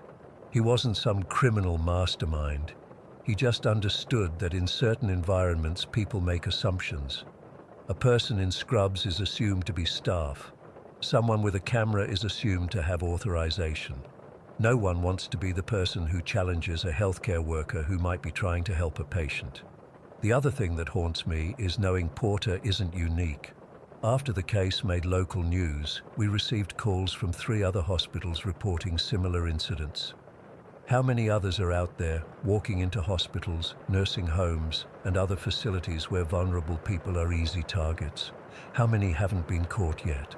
I still have Porter's intake photo pinned to my office bulletin board, not because I'm obsessed with the case, but as a reminder that the most dangerous predators often don't look dangerous at all. They look like they belong exactly where they shouldn't be. Cedar Creek Memorial is just a few blocks from my house.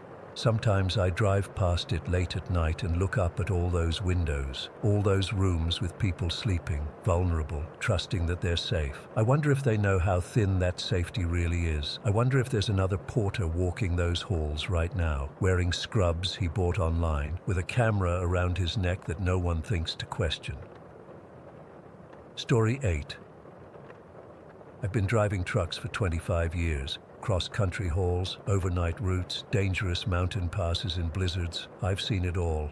At least that's what I thought until last week. I'm still trying to make sense of what happened on Route 375 in Nevada. I can't sleep, can't eat, can't focus on anything else. I wasn't even supposed to be on that route.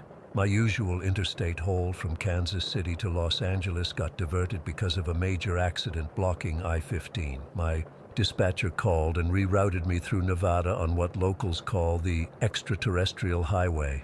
I laughed it off at the time. I've never been one for that UFO nonsense. Sure, Area 51 is nearby, but I always figured it was just military testing that got blown out of proportion by conspiracy nuts. The route was desolate. I hadn't passed another vehicle for almost 2 hours, and the radio had long since devolved into static. Just me, my headlights, and miles of empty desert road stretching into darkness. The dashboard clock read 11:47 p.m. when I first saw her. At first I thought it was a mirage or my tired brain playing tricks.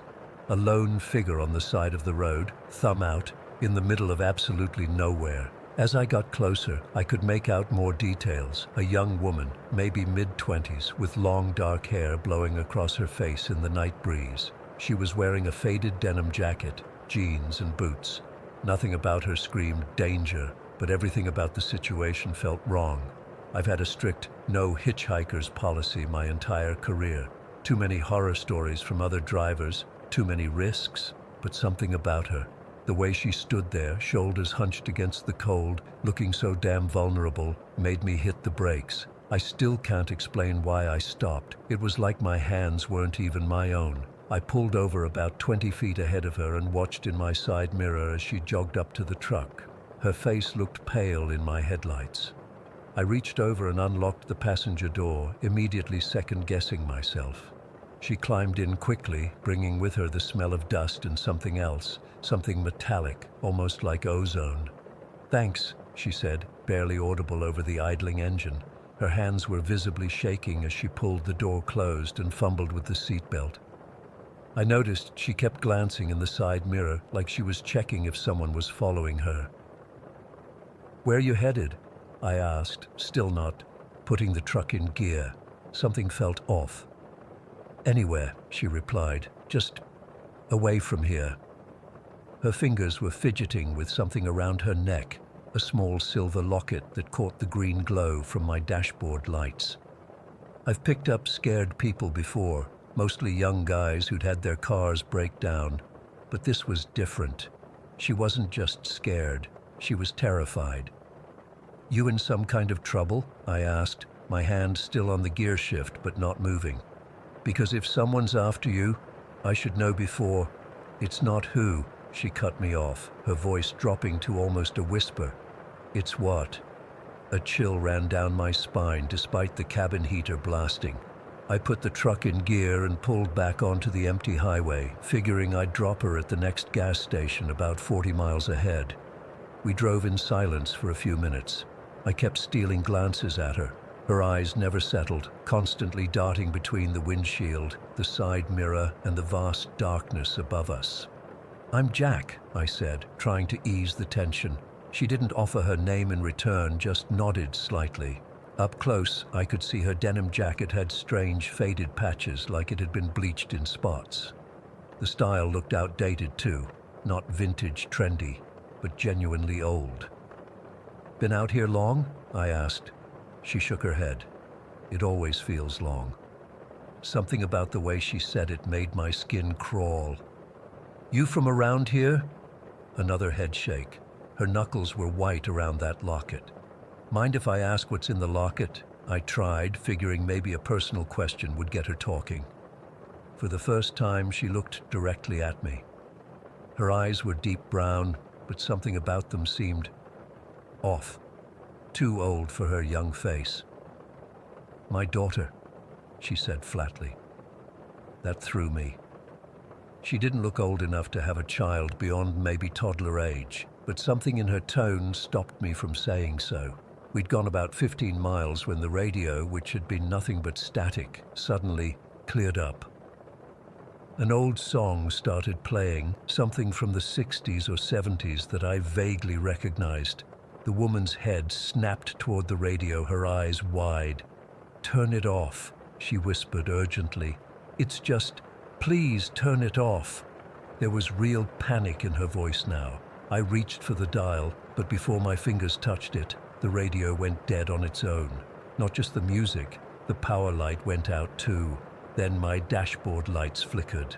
"No, no, no," she muttered, pressing herself back against the seat. "Not again." "What's happening?" I asked, but I got my answer before she could respond. A light appeared above us, not oncoming headlights or aircraft lights, but a massive, blinding white light that seemed to engulf the entire road ahead. It was so bright I had to squint, but there was no source I could identify, just pure white light bearing down on us from above. The truck's engine sputtered. The steering wheel began to vibrate in my hands, then violently jerked to the right. I fought to control it, but it was like wrestling with something alive. The brakes engaged on their own, I wasn't even touching the pedal, and we skidded to a hard stop right in the middle of the highway. A low, humming noise filled the cab, so intense I could feel it in my teeth, in my bones. The light from above was now so bright it turned night into day, bleaching everything white.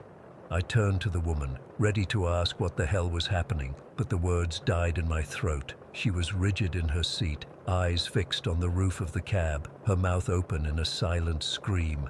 The locket around her neck was floating, literally hovering an inch away from her skin, the chain pulled taut.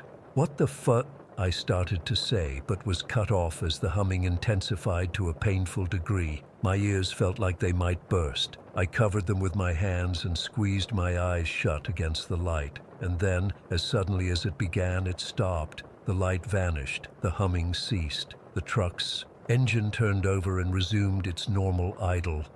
I opened my eyes, blinking away the spots in my vision, and turned to the passenger seat. She was gone. Not just gone. There was no sign she'd ever been there. The seatbelt was still fastened, tightly secured around an empty seat. The doors were locked from the inside. The windows were up. I unfastened my seatbelt with trembling hands and checked the entire cab, even looking under the seats and in the sleeper berth behind. Nothing. I got out and walked around the truck, scanning the ground for footprints, the roof for I don't know what. There was no sign of her anywhere. I stood there in the middle of that empty highway, the cold desert air making me shiver, trying to process what had just happened. That's when I saw it. glinting on the passenger seat where she had been sitting. The silver locket. I picked it up with shaking fingers. It felt unnaturally warm, almost hot to the touch. The chain was broken, like it had been yanked off with force. I hesitated before opening it, not sure I wanted to see what was inside, but I had to know. The locket contained a small, faded photograph of a little girl, maybe 6 or 7 years old, with the same dark hair and eyes as the woman who'd vanished from my truck. The photo looked old, not digital old, but genuinely vintage, like something from the 60s or 70s. On the opposite side of the locket, something was etched in tiny letters. Eleanor, 1967. I don't remember getting back in the truck. I don't remember driving the next 40 miles to the all-night truck stop. I just remember sitting in a booth, a cold cup of coffee in front of me, turning that locket over and over in my hands. The waitress, an older woman with gray hair and deep smile lines, came to refill my cup. She noticed the locket and froze, the coffee pot suspended mid-pour. "Where did you get that?" she asked, her voice barely audible.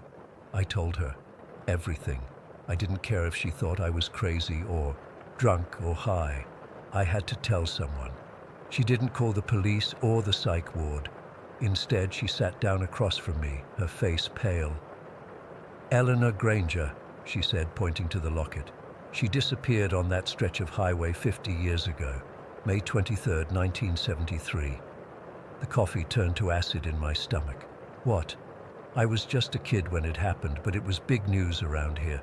She was 27, driving from Alamo to Rachel to pick up her daughter from her sister's house. Never made it. They found her car on the side of the highway, engine still running, purse still on the seat. The only thing missing was Eleanor and the locket her daughter had given her for Mother's Day that year." I stared at her, the blood draining from my face. "That's impossible. The woman I picked up wasn't older than 25.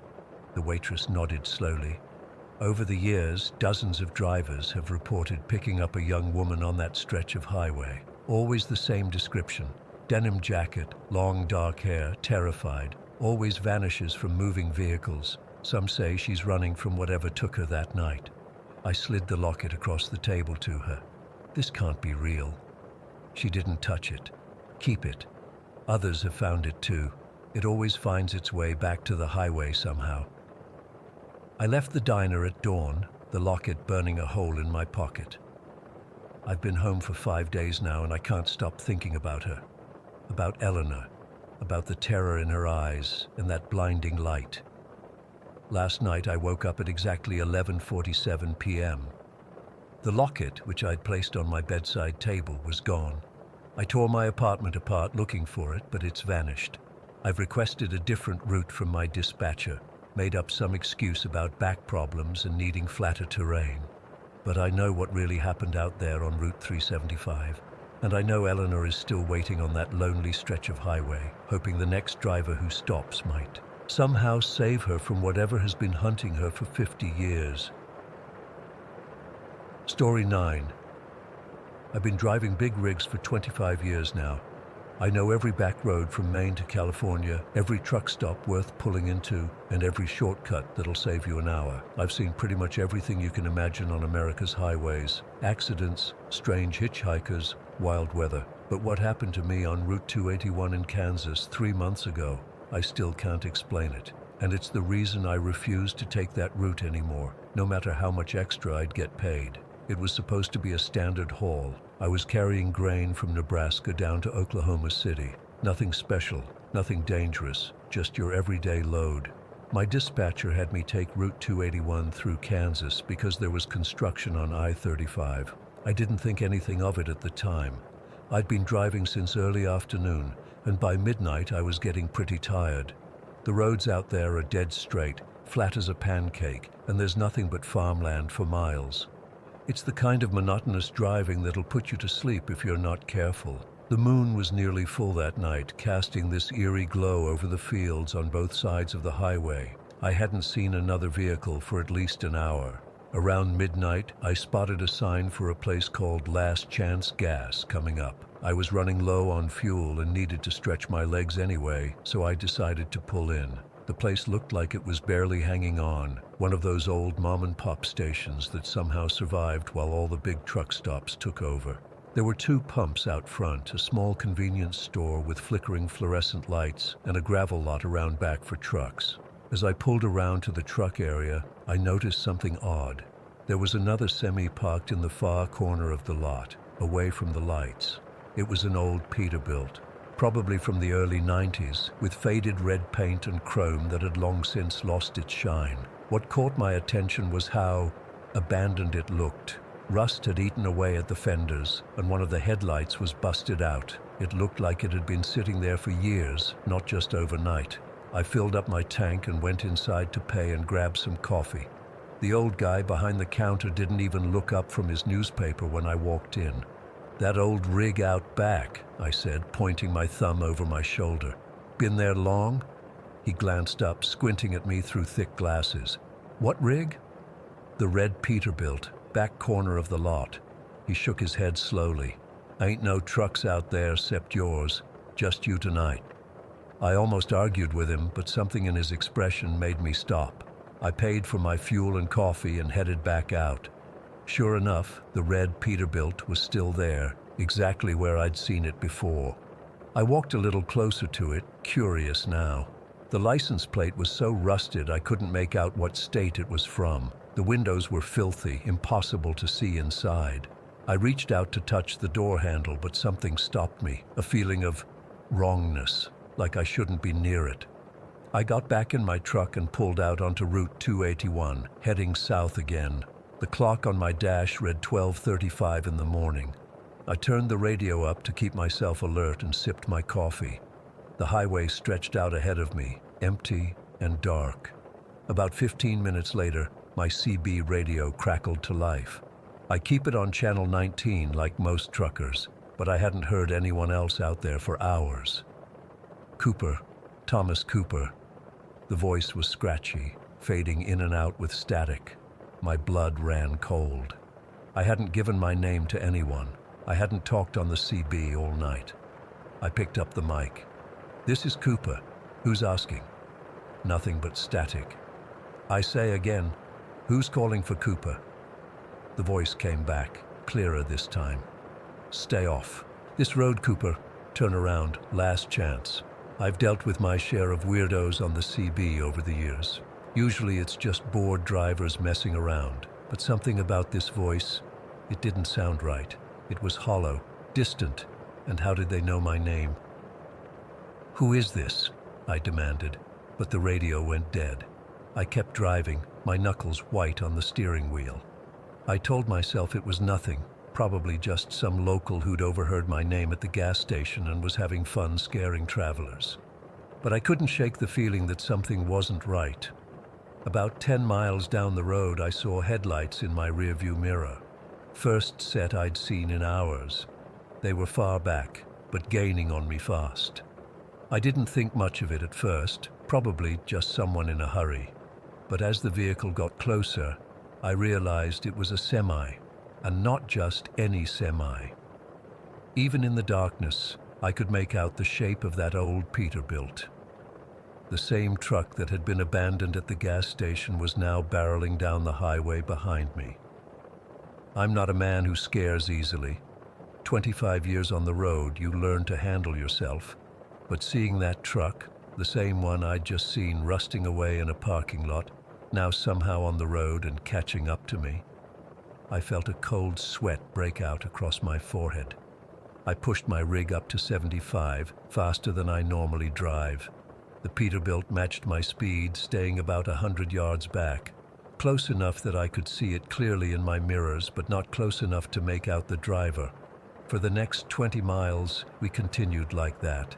Me in front, that ghost truck behind me. I tried the CB again. Driver in the red Pete behind me. "You want to tell me what your problem is?" No response, just more static.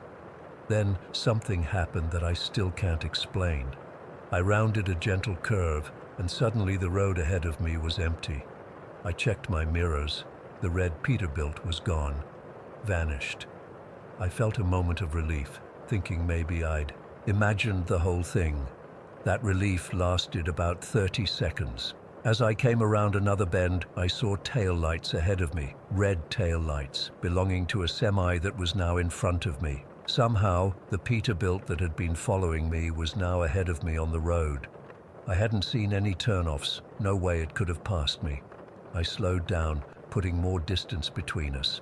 Through the back window of the cab, I could see something that turned my blood to ice. There was no driver behind the wheel. The driver's seat was empty, but there was someone in the passenger seat. Just a dark shape, motionless. I grabbed the CB again. "Who are you? What do you want?" This time the voice came through loud and clear. "Last chance, Cooper. Turn back." As if on cue, my engine sputtered. The dashboard lights flickered and warning lights started flashing. My truck began to lose power, the engine coughing and struggling. I managed to pull over onto the shoulder before it died completely. I sat there, the silence deafening after the constant rumble of the engine. Through my windshield, I could see the Peterbilt had pulled over too, about 100 yards ahead. Its taillights glowed red in the darkness like eyes watching me. I tried to restart my engine. Nothing, not even a click. I checked my phone. No signal. The CB was dead too. Nothing but white noise. Then I looked in my side mirror, and my heart nearly stopped. The Peterbilt wasn't ahead of me anymore. It was behind me again, parked about 50 yards back. I hadn't heard it move, hadn't seen it pass me. I know I should have stayed in my truck. That's what they tell you. Stay with your vehicle if you break down. But with that thing out there, moving impossibly, appearing and disappearing, I couldn't stay. I grabbed my flashlight and phone and got out. The night air was cold against my face. The only sounds were the occasional passing of wind through the roadside grass and the tick-tick-tick of my cooling engine. I looked back toward the Peterbilt. Its headlight, just one, remember the other was busted, was shining directly at me.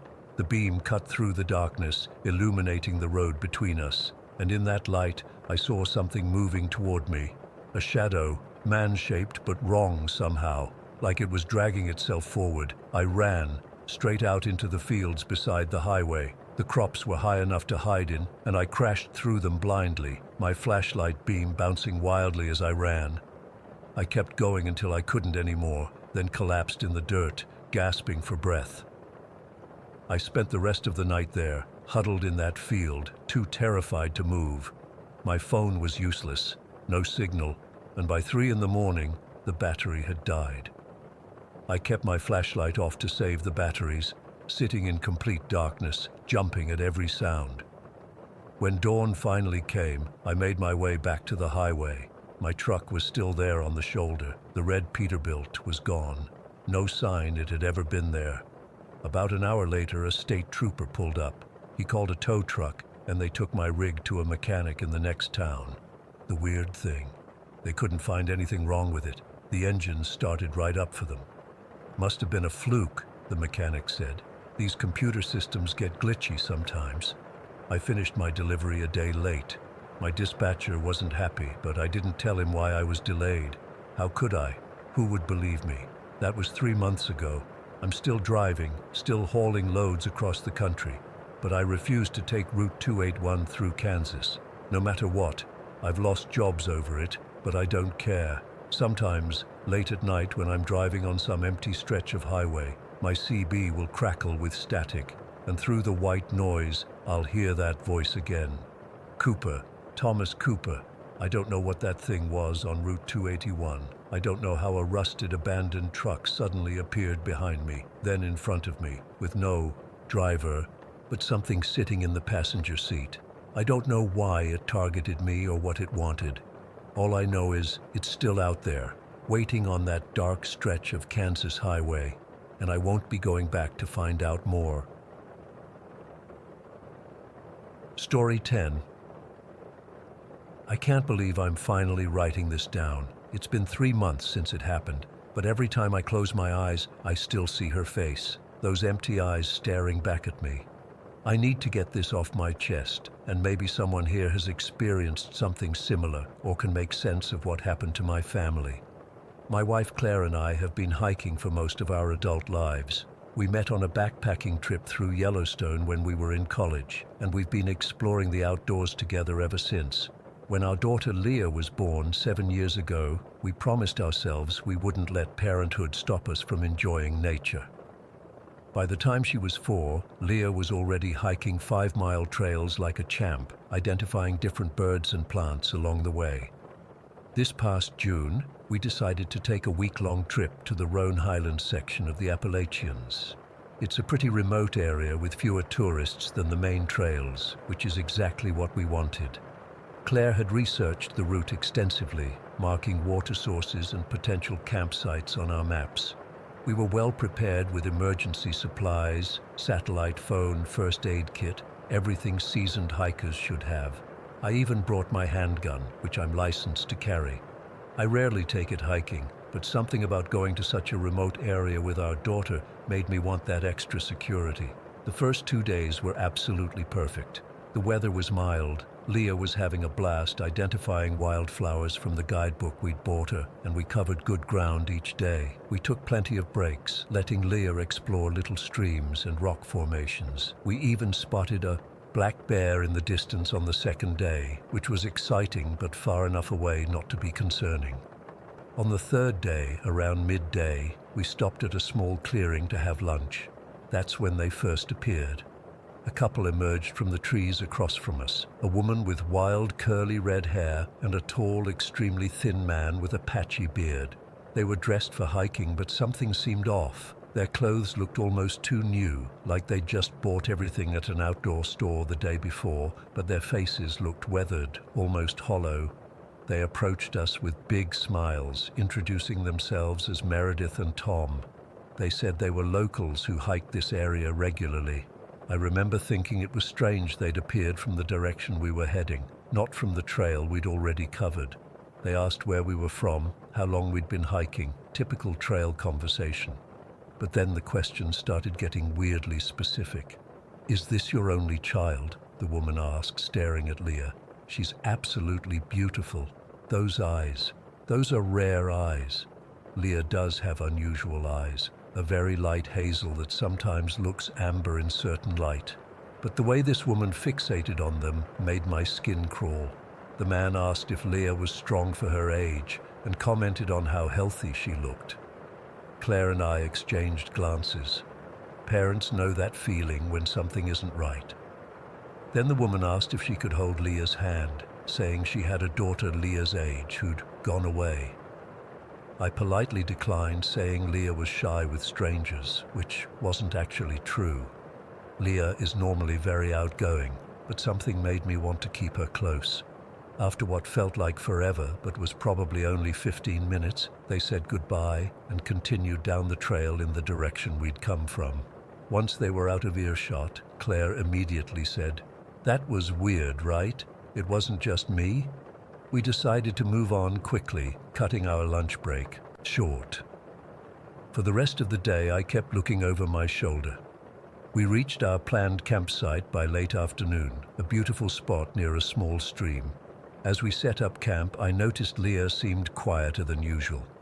When I asked what was wrong, she said, "That lady scared me, Daddy. She kept looking at me funny."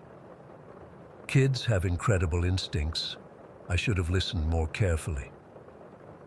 That night, we cooked dinner, roasted marshmallows, and tried to put the strange encounter behind us.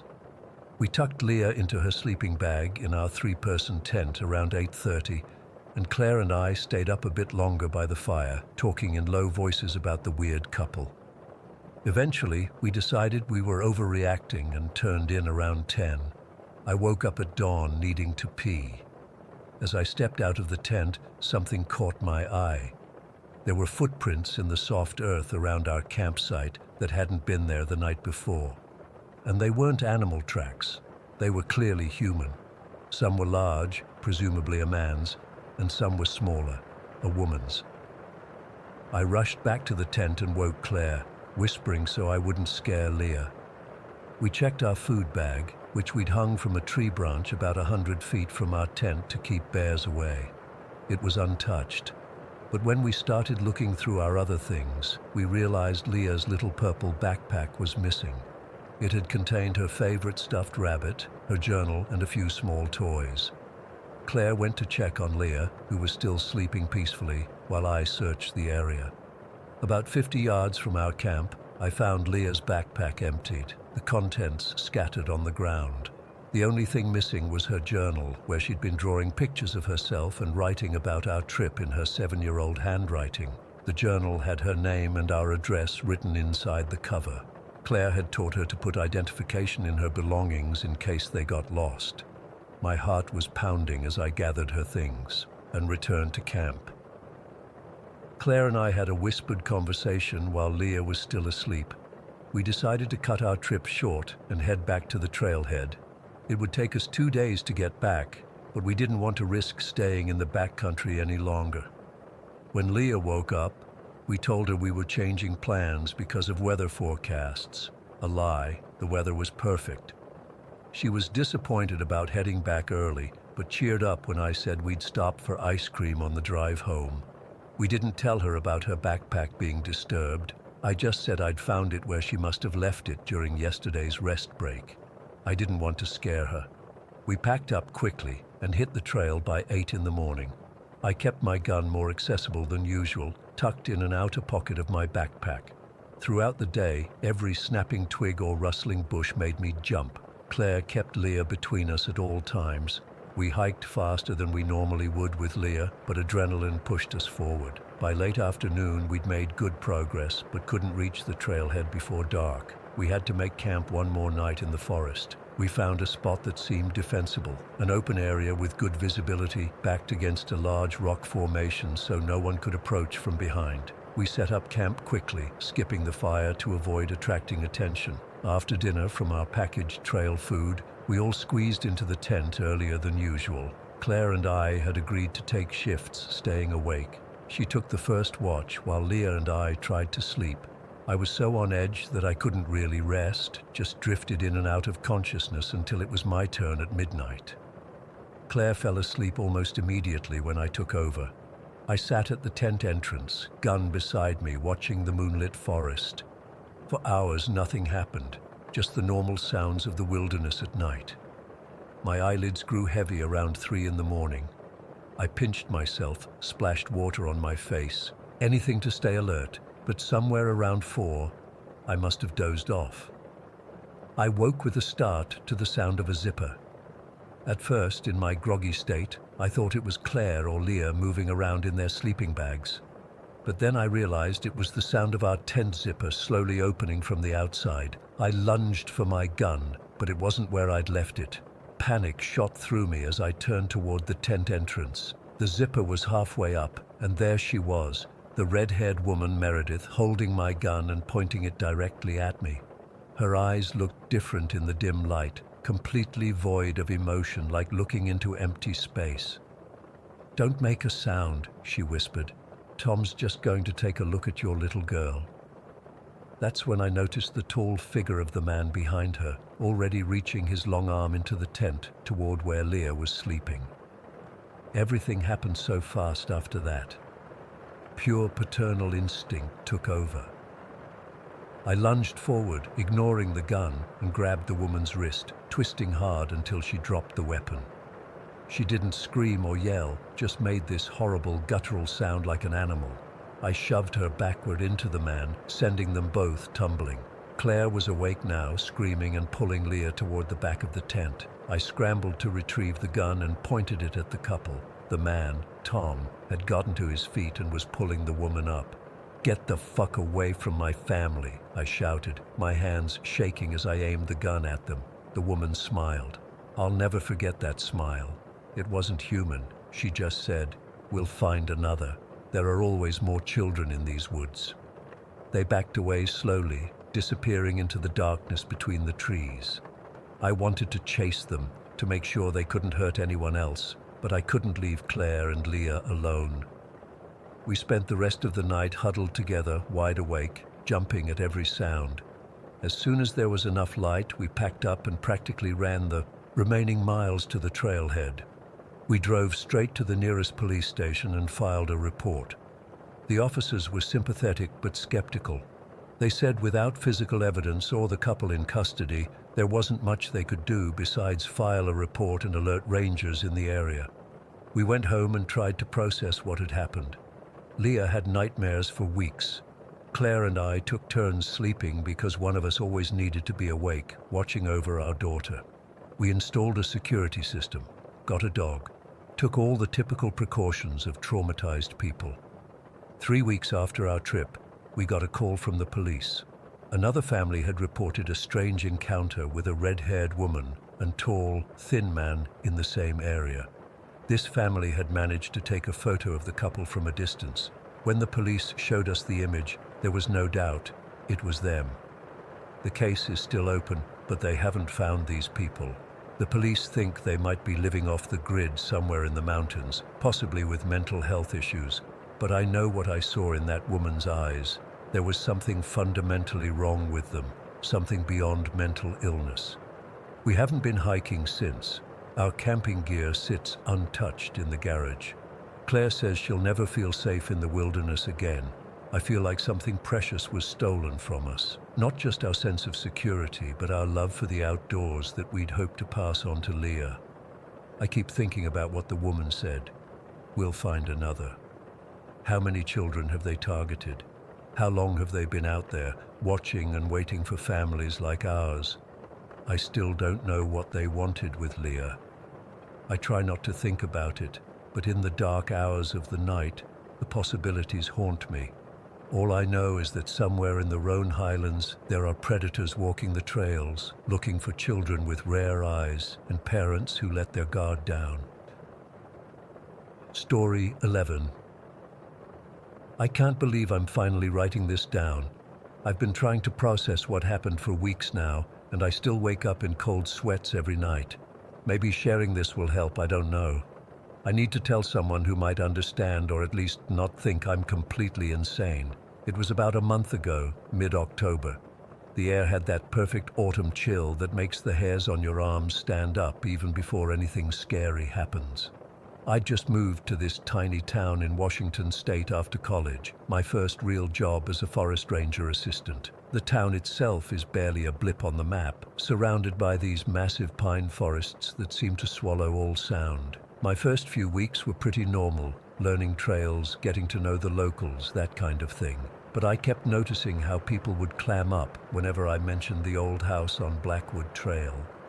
It was just this rundown Victorian place about 2 miles into the forest, but you should have seen their faces, like I'd just cursed in church or something. Eventually, this guy, Kyle, who works at the local bar, filled me in after his shift. He called it the Shadow House. Apparently, it had been there forever, but nobody knew who built it or who owned it. People avoided it because, according to Kyle, bad things happened there. When I pressed him for details, he just shook his head and said a bunch of teens had gone missing there in the 80s, and there were stories about hikers who ventured too close, never coming back. I figured it was just small-town superstition. Every place has their local haunted house story, right? But what caught my interest was when Kyle mentioned that the trees around it grew weird, bent away from the house like they were trying to escape. As someone studying forest ecosystems, that sounded like an interesting natural phenomenon I wanted to check out. Fast forward to that Friday. I'd been texting with this girl Emily I'd met at the ranger station. She was visiting her cousin Tom, who lived in town. We'd hit it off, and when I mentioned the Shadow House, she was immediately into the idea of checking it out. Tom was hesitant but agreed to come along, and he brought 2 friends, Jessica and Marcus. We met up around 7 that evening. I remember checking the time because I was thinking we'd have about an hour of daylight left. Perfect timing to see a creepy house, right? We parked at the trailhead and started hiking in. The conversation was light, lots of jokes about haunted houses and scary movies. Emily kept bumping into me, accidentally, and I was pretty stoked about where the night might go after our little adventure. About half a mile in, the forest started to change. It's hard to explain, but the normal forest sounds, birds, rustling leaves, distant animals, just stopped. The air felt heavier, almost like walking through invisible syrup. Tom noticed it too and mentioned something felt off, but we all laughed it off as our imaginations getting the better of us. Then we saw the trees. Kyle wasn't exaggerating. They were bent all right, curved away from something up ahead in this unnatural arch that made no botanical sense. Some of the trunks were actually twisted, like someone had grabbed them and wrung them like wet towels. I've studied trees my whole life, and I've never seen anything like it. When we finally reached the clearing, there it was, the shadow house. It was bigger than I expected. 3 stories of Victorian decay with a wraparound porch and these weird spire-like towers on each corner. But the strangest thing, despite it being sunset with orange light flooding the forest, this house looked like it was in perpetual shadow, like the sunlight just bent around it or something. "This is definitely it," Tom said, his voice suddenly quieter. "My grandpa used to warn us about this place." Jessica suggested we take some photos for Instagram, and Marcus dared Emily to knock on the front door. Normal, stupid stuff you do when you're trying to act brave. I remember thinking the porch steps would probably collapse under our weight, but they held firm, not even creaking despite looking completely rotted. The door was this massive oak thing with tarnished brass fixtures. Emily knocked, and the sound echoed like she'd hit a drum. We all jumped, then laughed nervously. When nothing happened, I tried the handle.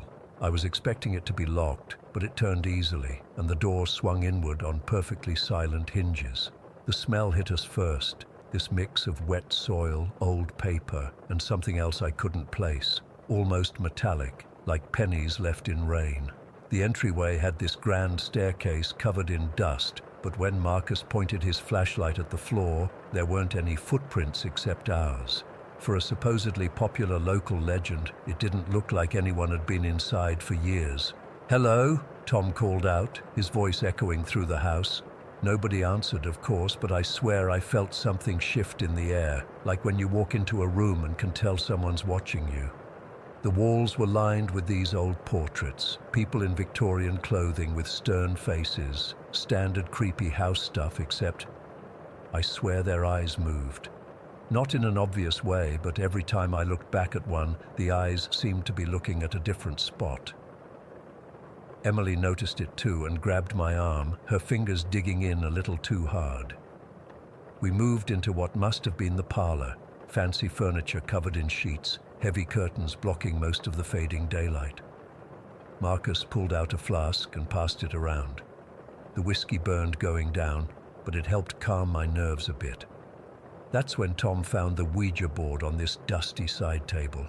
It looked old, but not antique, maybe from the 70s or 80s. "No way," Jessica said, backing up. "I don't mess with those things. It's just a toy," Marcus laughed, but his voice had an edge to it. "I don't know why we decided to use it. Stupid curiosity, I guess." We gathered around this circular table in the center of the room, our flashlights creating this weird spotlight effect. The temperature seemed to drop as soon as we put our fingers on the planchette. It moved immediately, not the slow, hesitant movement you'd expect if someone was pushing it. This thing shot across the board so fast, Emily gasped. "Leavenow.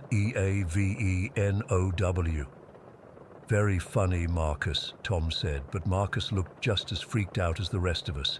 "Notsafe. I felt something then, like ice-cold fingers brushing against the back of my neck. I spun around, but nothing was there, just shadows that seemed darker and more solid than they should be. "Guys, I can see my breath," Emily whispered. She was right.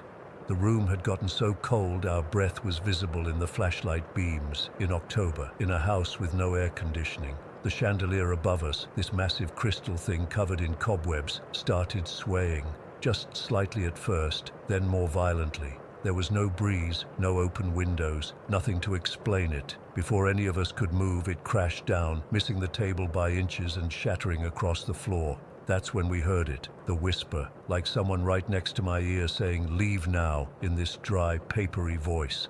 From the others' faces, I could tell they heard it too. We scrambled up, abandoning the Ouija board. "Where's the exit?"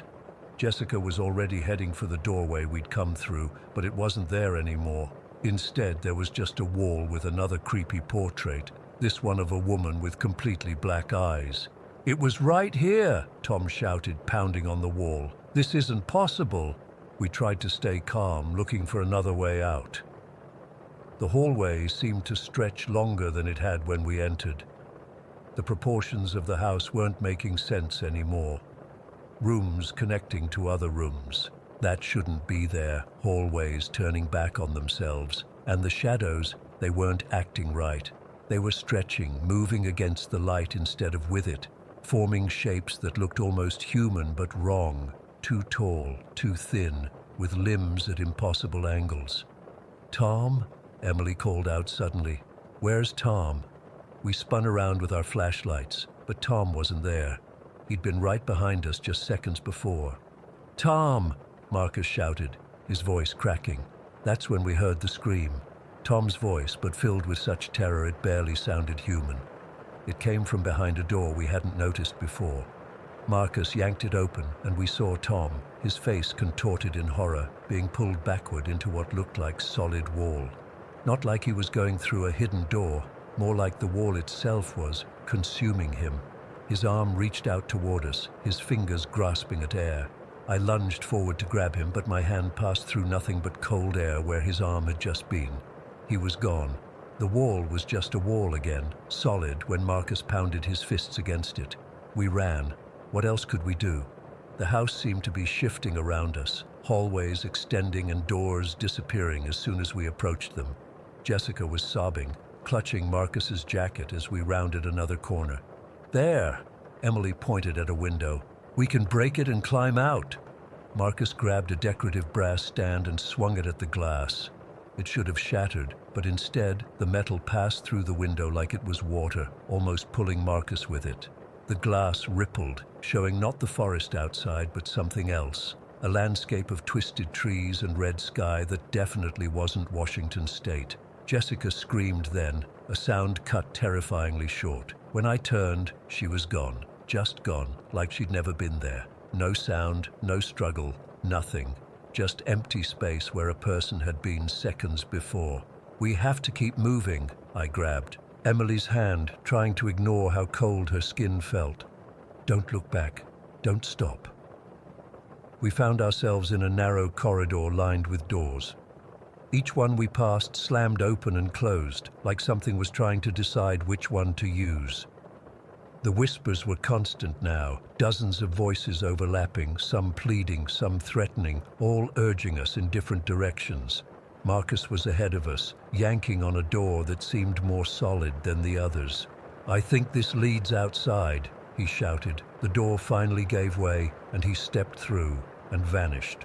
Not like Tom had, being pulled into darkness. Marcus simply ceased to exist mid-step, there one moment and gone the next. Emily's grip on my hand tightened. "What's happening?" she whispered, her voice tiny with fear. I didn't answer, because I didn't know. We backed away from the door Marcus had disappeared through and turned down another hallway. This one ended in a small room with walls covered in symbols that seemed to glow with a faint blue light. They weren't from any language I recognized, not quite letters, not quite pictographs, but something in between. In the center of the room stood a mirror in an ornate frame. Its surface was cracked in a spiderweb pattern and smeared with something dark that looked disturbingly like dried blood. Emily approached it slowly, as if drawn to it. "I can see outside," she murmured. "I can see the forest." I tried to pull her back, but she moved forward until she was standing right in front of it. What I saw wasn't Emily's reflection. It was something wearing her face, but wrong. The eyes were too large, the smile too wide with teeth that looked sharp. The reflection moved differently than Emily did, like it was independent. "That's not you," I said, tugging at her arm. "Don't touch it." She didn't listen. Her hand reached out toward the glass, and instead of meeting resistance, it passed through like the surface was liquid.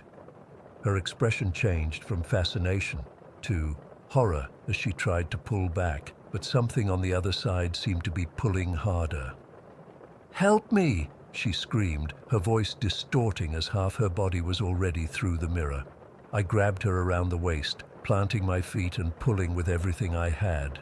For a second I thought it was working. She moved back an inch or two. Then whatever had her yanked hard, and she slipped through my arms and into the mirror, which solidified instantly back to normal glass. I was alone, completely alone in a house that didn't make sense, with shadows that moved like living things and walls that swallowed people. The whispering was louder now, right in my ears, unintelligible but urgent. I ran blindly, no plan beyond getting away from that mirror. Hallways stretched and contracted around me. Doors opened onto brick walls or endless staircases that spiraled up into darkness. The shadows were definitely following me now, sliding along the walls faster than I could run. I don't know how I found the front door again. Maybe the house wanted me to find it.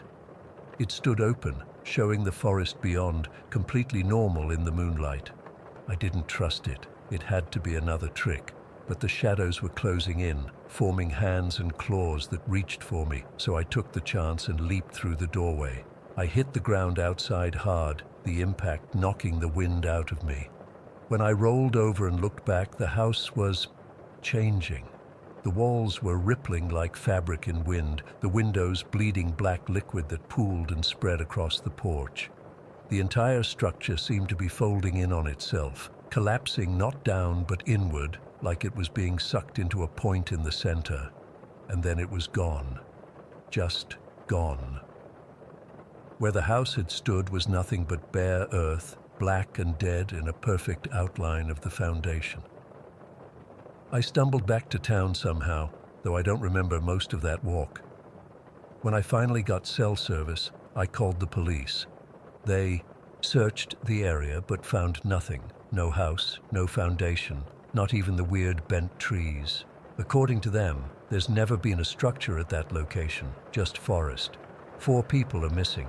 The police think I'm either involved or crazy. The locals avoid me now, crossing the street when they see me coming. Only Kyle from the bar will talk to me, and all he said was, "Now you know why we don't go there." But the house was real. My friends were real. And sometimes, when I catch a glimpse of my reflection in a window or mirror, I swear it moves a second too late, and its eyes are just a little too wide. Story 12. I live in Pine Hollow, this tiny rural town that most people have never heard of. It's the kind of place where everyone knows everyone, and nothing exciting ever happens, except for the fog. We get this thick, soupy fog that rolls in from the lake and sometimes blankets the entire town for days. That night, I was home alone with my dog Max, an old black lab who's been with me since college. He's 13 now and mostly sleeps all day, but he's still my buddy. My boyfriend Jake was working night shift at the hospital in the next town over, about 40 minutes away. I didn't mind being alone.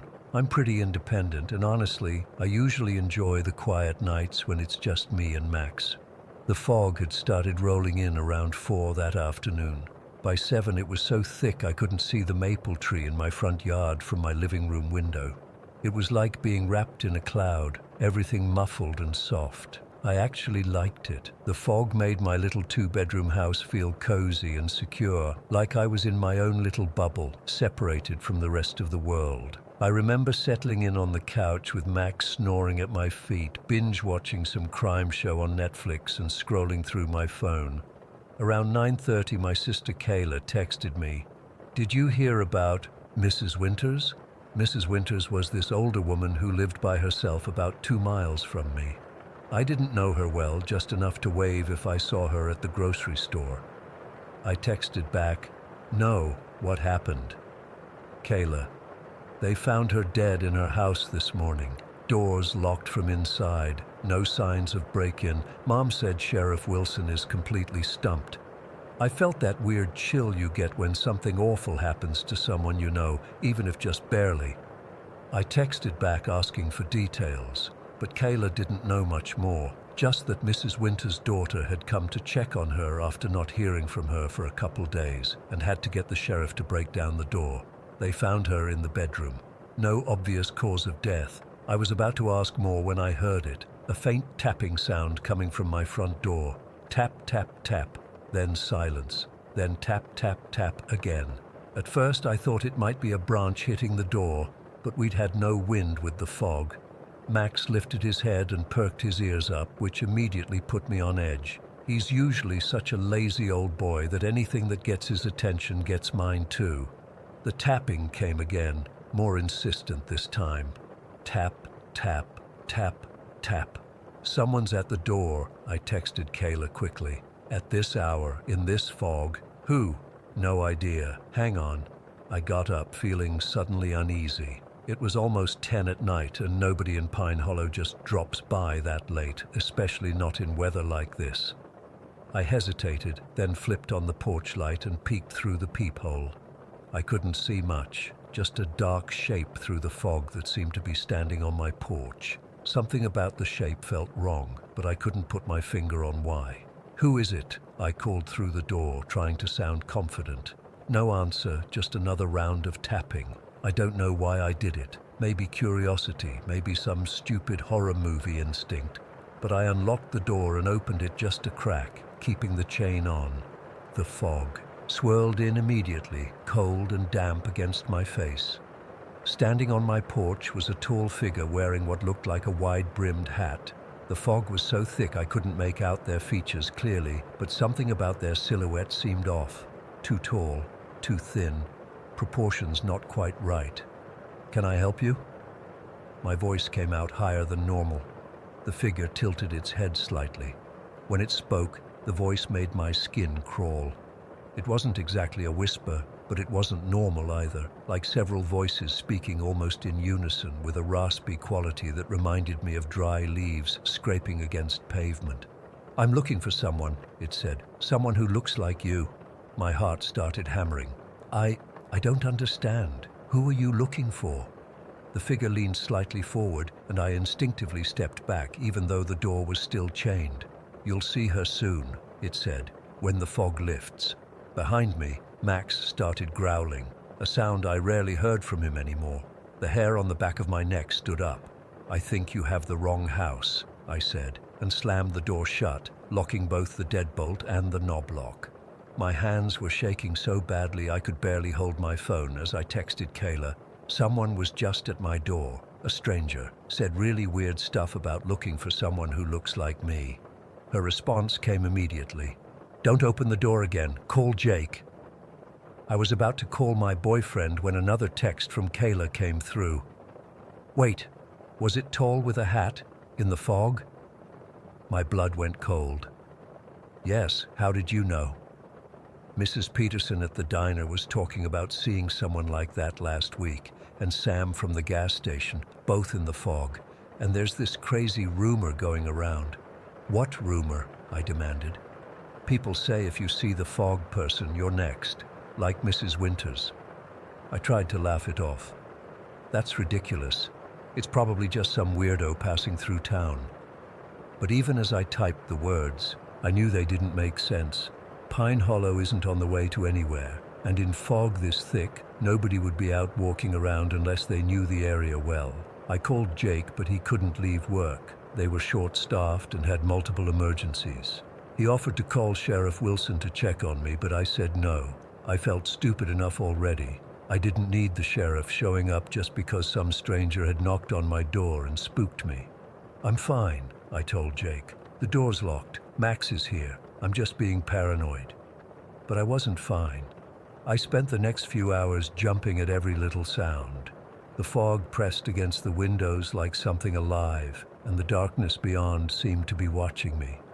I checked all the doors and windows twice, then pulled all the curtains closed. Max stayed unusually alert, following me from room to room instead of settling back into his bed. I tried to distract myself with TV but couldn't focus. My mind kept returning to the figure on my porch and its weird, unsettling voice. "Someone who looks like you." What did that even mean? Around 1 in the morning, I finally decided to try to sleep. I took Max upstairs to my bedroom, locked the door, something I never do, and crawled into bed with all the lights on. Max settled on the floor beside me, but I noticed he was facing the bedroom door instead of sprawling out like usual. I must have dozed off eventually because I suddenly jerked awake to the sound of Max growling, that deep, serious growl that means danger, not his usual "there's a squirrel" alert bark. The digital clock on my nightstand read 3:17. Then I heard it. Tap, tap, tap. But not from the front door this time. The sound was coming from my bedroom window. My bedroom is on the second floor. Max was standing now, hackles raised, staring at the window behind my curtains. Tap, tap, tap. I froze, unable to move, unable to breathe. There was no way someone could be at my second-story window. No way. Unless they had a very tall ladder, or unless tap, tap, tap, more insistent now, tap, tap, tap, tap. I found myself getting out of bed, as if in a trance. Max's growling intensified, but he stayed put as I approached the window. My hand reached for the curtain, my brain screaming at me to stop, but my body not listening. I pulled the curtain back just an inch and immediately stumbled backward with a scream caught in my throat. Pressed against the glass was the figure from earlier, but now I could see its face through the fog, or rather, where a face should be. There were two hollow, dark spaces where eyes should be, and they were fixed directly on me. The skin, if you could call it that, was pale and seemed to ripple slightly, like the fog itself had taken solid form. Its mouth moved, and somehow I could hear its words clearly through the glass, that same terrible multi-voice. "She's here." At that exact moment, every light in my house went out. Total darkness except for the faint glow of the fog outside my window. Max started barking frantically, and I scrambled backward until I hit the wall, too terrified to scream. In the darkness, all I could hear was the relentless tapping of what sounded like skeletal fingers against the glass. Tap, tap, tap. I couldn't see the figure anymore, but I knew it was still there, watching me with those empty eyes. I don't know how long I sat there, paralyzed with fear. Minutes, hours. The tapping continued, sometimes stopping for a few seconds before starting again, as if whatever was out there was playing with me, enjoying my terror. Somehow, I managed to find my phone in the dark. The screen lit up, showing it was 4:23 now, and I had no service, no way to call for help. The tapping stopped suddenly. The silence was almost worse. Max had gone quiet too, and when I shined my phone light toward where he'd been, he was cowering under the bed, something I'd never seen him do before. Then I heard it, the unmistakable sound of my front door opening downstairs, slow, deliberate footsteps on the stairs, coming closer. My bedroom door was locked, but somehow I knew that wouldn't matter. Whatever was coming up those stairs wasn't stopped by locks. The footsteps reached the top of the stairs and paused. Then they continued, slow and measured, toward my bedroom door. I sat frozen, phone clutched in my hand, as the footsteps stopped right outside. The doorknob turned slowly, even though I knew I'd locked it. It turned all the way around, and then the door began to open. My phone died at that exact moment, plunging me back into complete darkness. All I could see was a tall silhouette in the doorway, topped with that wide-brimmed hat. "I found her," said the voice. "The one who looks like you." Something moved forward from behind the figure, another shape entering my room. I couldn't see it clearly, but I felt an overwhelming sense of wrongness, of something that shouldn't exist. And as it came closer, I realized with horror that it did look like me, but wrong, distorted, like a reflection in broken glass. The next thing I remember is waking up when Jake found me the next morning, curled up in the corner of my bedroom. The fog had lifted. All the doors and windows were locked from the inside. Nothing was disturbed. Jake thinks I had some kind of episode. Kayla says I was just overtired, and the story about Mrs. Winters freaked me out. Sheriff Wilson found nothing when he checked the house, but I know what I saw, and 3 days later, they found another woman dead in her locked home. No signs of forced entry, no obvious cause of death. The fog is rolling in again tonight, and I keep thinking about what it said. You'll see her soon, when the fog lifts. I still don't know what that means, but I'm afraid I'm going to find out. Oh, story 13. I still can't sleep without my light on. It's been 3 months since it happened, but every time I close my eyes, I hear those whispers. I'm only typing this out because my therapist thinks it might help me process what happened. but I honestly don't think anything will ever make this better. When my parents told me we were moving to Millbrook, I was pretty upset. I was 16, had friends, and the thought of starting over at a new school in my junior year sucked. But my dad got this great job opportunity, and Mom kept going on about how beautiful the house was and how much space we'd have compared to our cramped apartment in the city. The house itself was nice, I guess. An old farmhouse that had been renovated, sitting on about 5 acres with these dense woods behind it. The first time I saw those trees, something felt off. They were too thick, too dark, even in broad daylight. The branches seemed to reach toward the house like they were trying to grab it. The moving truck came on a Saturday, and while my parents were directing the movers, our neighbor Mrs. Winters dropped by with a casserole. She was this tiny old woman with silver hair and hands that never stopped moving. While my parents were busy, she pulled me aside. "You seem like a smart boy," she said, her voice barely above a whisper. "So let me give you some advice. Don't go into those woods alone, especially not after dark." I laughed it off. "What, are they haunted or something?" She didn't smile back. "People call them the Whispering Woods. Those who go in alone don't always come out the same. Some don't come out at all."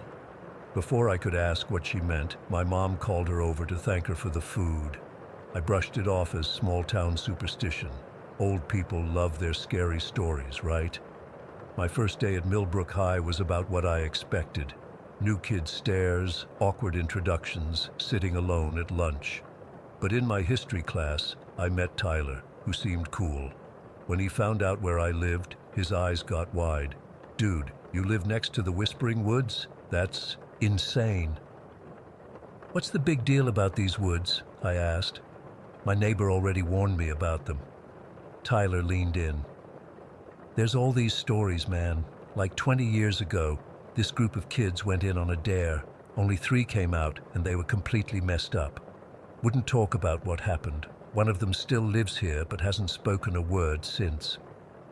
"Sounds like bull to me," I said, but I couldn't ignore the chill that ran down my spine.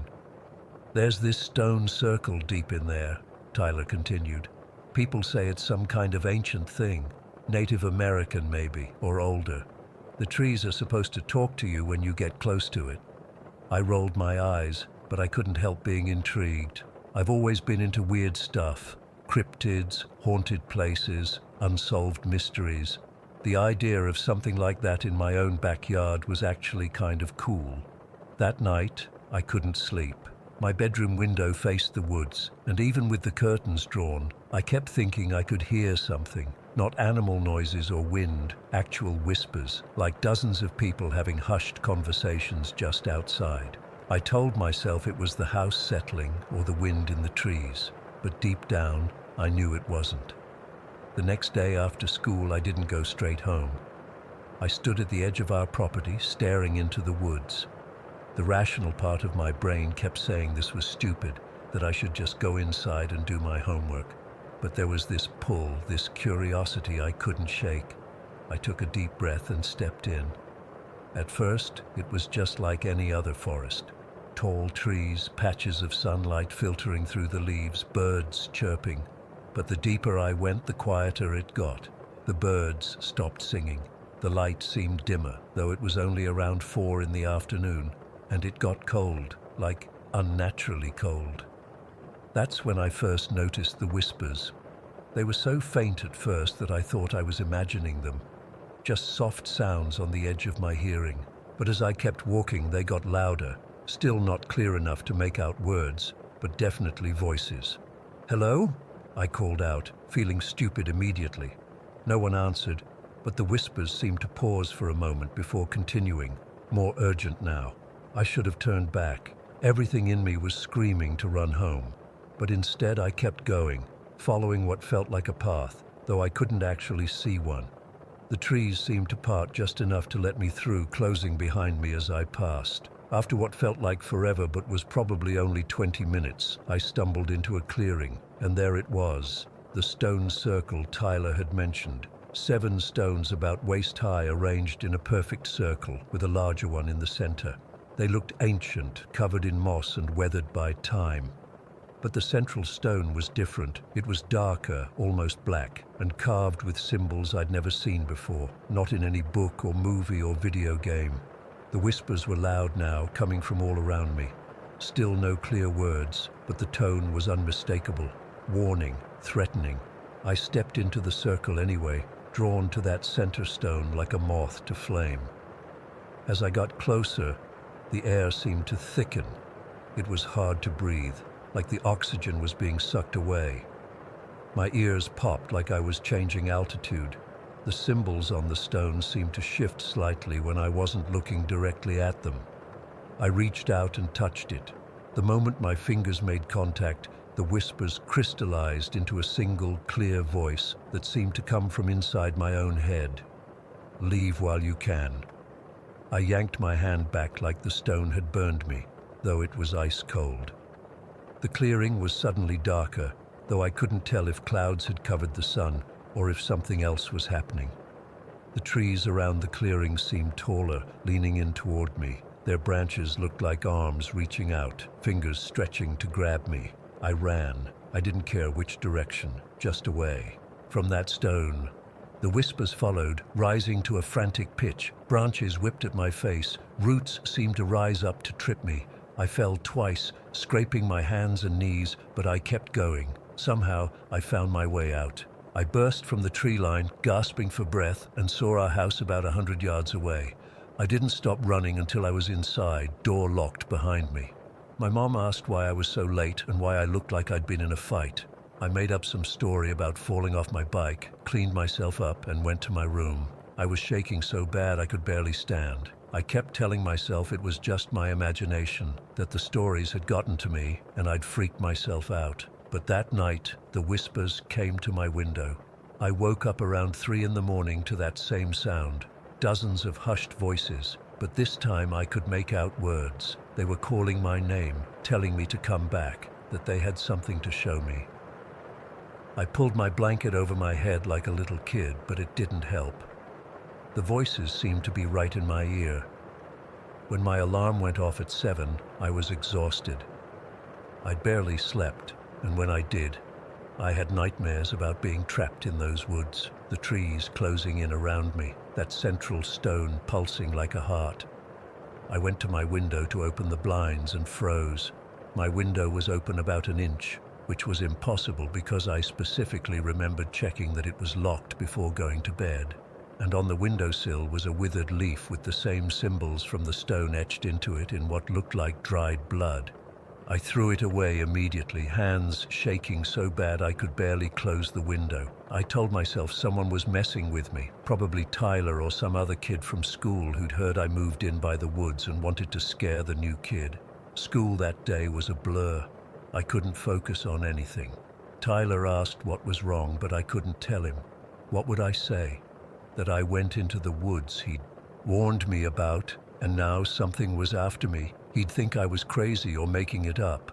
The weirdest part was that I felt this pull all day, like a physical tug toward the woods. By the time final bell rang, I couldn't resist it anymore. I knew going back was the last thing I should do, but it was like I didn't have a choice. My body was moving on its own. This time, I found the clearing almost immediately, like the woods had rearranged themselves to bring me there faster. The stone circle looked different, older somehow, more ominous. The symbols on the central stone were glowing faintly with a sickly green light. As I approached, the whispers started again, but they weren't threatening this time. They were welcoming me, telling me I'd made the right choice by returning. I knew I hadn't made any choice at all, that something had dragged me here, but my thoughts felt fuzzy and distant. The central stone was pulsing now, like it had in my nightmare. The symbols seemed to move, rearranging themselves. I didn't want to touch it again, but my hand reached out anyway, like someone else was controlling it. The moment my fingers made contact, everything changed. The ground shook beneath my feet. The whispers became a deafening roar, and my hand, it was stuck to the stone. I couldn't pull it away no matter how hard I tried. The trees around the clearing bent inward, their branches stretching toward me like skeletal fingers. The ground beneath the circle cracked, and black mist rose up like smoke wrapping around my legs. It was ice cold, burning where it touched my skin. And then I heard it. Not a whisper this time, but a deep, ancient voice that seemed to come from the stone itself. "You belong to us now." I screamed for help, but the sound died in my throat. The black mist rose higher, enveloping my waist, my chest. I could feel it seeping into me through my skin, cold and toxic. The last thing I saw before it covered my eyes was the stone, or what had been the stone. It was changing, morphing, a face pushing out from within it, a twisted, grinning face with too many teeth and eyes that burned like embers. I don't remember what happened next. I woke up at the edge of the woods, just outside our property line. It was dark. I must have been gone for hours. My clothes were torn and filthy, my body covered in scratches and bruises. There was dirt under my fingernails like I'd been digging, and my mouth tasted like blood. I stumbled home to find my parents frantic, about to call the police. I told them I'd gotten lost in the woods exploring. They were mad but relieved I was okay. They didn't notice how my hands trembled or the way I couldn't meet their eyes. That was 3 months ago.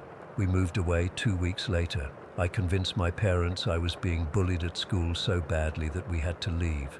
They were confused but agreed eventually. We're in an apartment in the city now, no woods for miles. But it doesn't matter. Distance hasn't helped. The whispers still come at night. I still find those leaves with the symbols sometimes, in my backpack, in my shoes, under my pillow. Sometimes I catch glimpses of that face in mirrors or windows.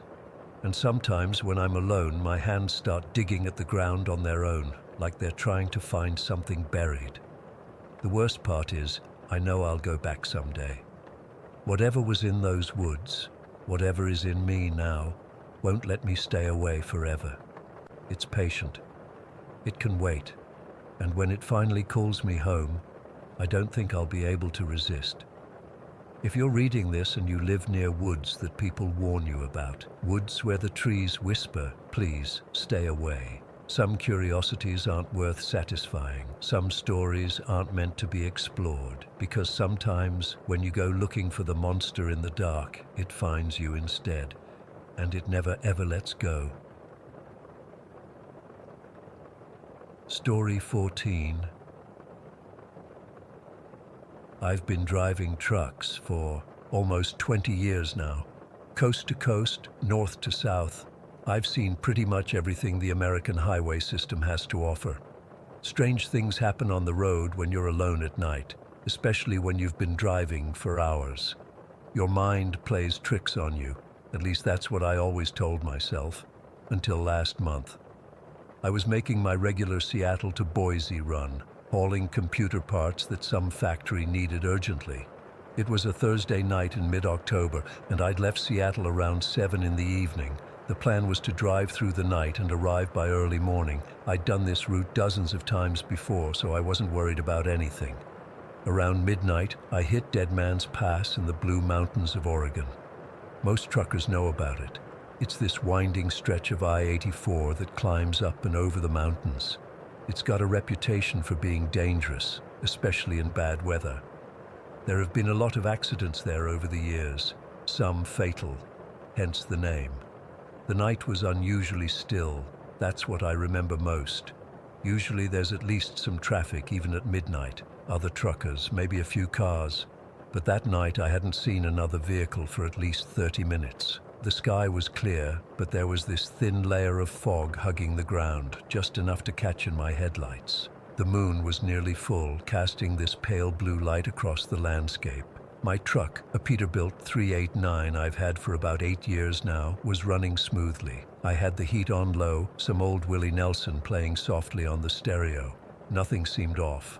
I was alert, had my thermos of coffee beside me, and was making good time. About halfway through the pass, I noticed something on the side of the road. As I got closer, I could see it was a man, just standing there with his thumb out. A hitchhiker. Now, I don't pick up hitchhikers. Company policy prohibits it, and honestly, it's just not safe these days. But seeing someone up there, in the middle of nowhere, at midnight, it was odd. He was wearing a red and black flannel shirt, jeans, and a baseball cap. Nothing too unusual, except for where he was. There aren't any towns nearby. No broken down cars that I could see. Just this guy standing on the shoulder, thumb out. I passed him by, checking him out in my side mirror as I went, and that's when the first truly weird thing happened. He wasn't there anymore. I mean, I'd literally just passed him, and the road was straight enough at that point that I should have been able to see him in my mirror, but he was gone. Just gone. I felt a chill run down my spine that had nothing to do with the temperature. I turned up the heat a little, and the radio volume too, trying to shake off the strange feeling. About 2 miles further down the road, I saw him again. Same guy, same clothes, same position, standing on the shoulder with his thumb out. I blinked hard, wondering if I was more tired than I thought. But no, he was definitely there. This time as I passed him, I kept my eyes locked on my mirror, and again, he vanished. 1 second he was there, the next, nothing. My heart was pounding now. I've heard stories from other truckers about strange things happening on isolated stretches of highway, but I'd always written them off as tall tales or the results of too much caffeine and too little sleep. But this was happening to me, and I was wide awake. I reached for my CB radio. I hadn't used it much that night since there wasn't any traffic to communicate with, but I needed to hear another human voice. Breaker 19. This is Big Jake eastbound on I-84 through Dead Man's Pass. Anybody got their ears on? Over. Static. I tried again. Breaker 19. Anybody out there? Over. More static. And then a voice broke through. It was faint and crackled with interference, but it was a voice. Turn back. Just those 2 words, spoken in a gravelly low tone that made the hair on my arms stand up. Who's that? Identify yourself. Over, I said, trying to keep my voice steady. Pull over. The voice was clearer now, but still had that same unnatural quality to it. Who is this? What's your handle? Over, I demanded, feeling sweat beading on my forehead despite the cool air in the cab. No response, just static again. I put the CB down and gripped the steering wheel tighter. My knuckles were white. I was doing about 65 miles per hour, and I considered speeding up, just to get through the pass faster. But these mountain roads can be treacherous, and the last thing I needed was to lose control. I reached for my coffee, took a long swig, and tried to rationalize what was happening. Maybe it was some local messing with truckers. Maybe there was some kind of atmospheric condition making me see things. Maybe, and that's when I saw him for the 3rd time. But this time, he wasn't on the shoulder. He was standing right in the middle of my lane. I slammed on the brakes instinctively, the truck's tires screeching against the asphalt. I came to a stop about 20 feet from where he stood. The truck's headlights illuminated him clearly now. It was the same man in the flannel shirt and baseball cap, but something was wrong with his face. His eyes, they were completely black. No whites, no irises, just 2 black pits in his face.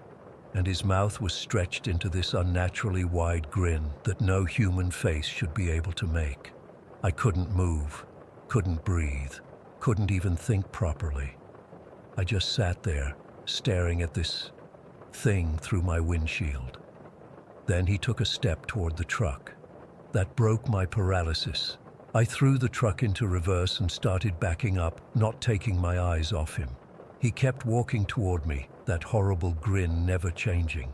I reversed faster, putting distance between us. Then he started running. His movements were wrong, jerky and too fast, like someone had hit fast forward on a video. I reversed even faster, my heart feeling like it was going to explode in my chest. Suddenly he was gone again, vanished into thin air, just like before.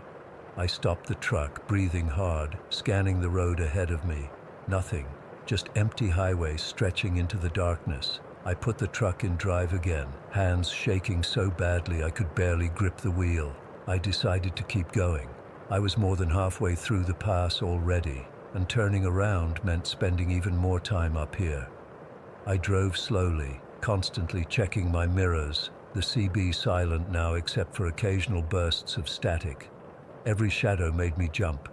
Every curve in the road filled me with dread at what might be waiting around it. About 10 minutes later, something slammed into the passenger side of my truck. The impact was so sudden and violent that I nearly lost control. The truck swerved and I had to fight to keep it on the road. When I glanced over at the passenger window, my blood turned to ice.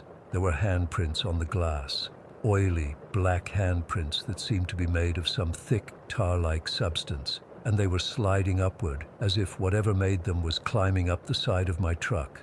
I floored it. Safety be damned. I needed to get out of there. The engine roared as I pushed it to its limits, taking the curves faster than I should have, bracing for another impact. None came. I drove like that for the next 20 minutes, not slowing down until I was well out of the pass and back on relatively flat ground.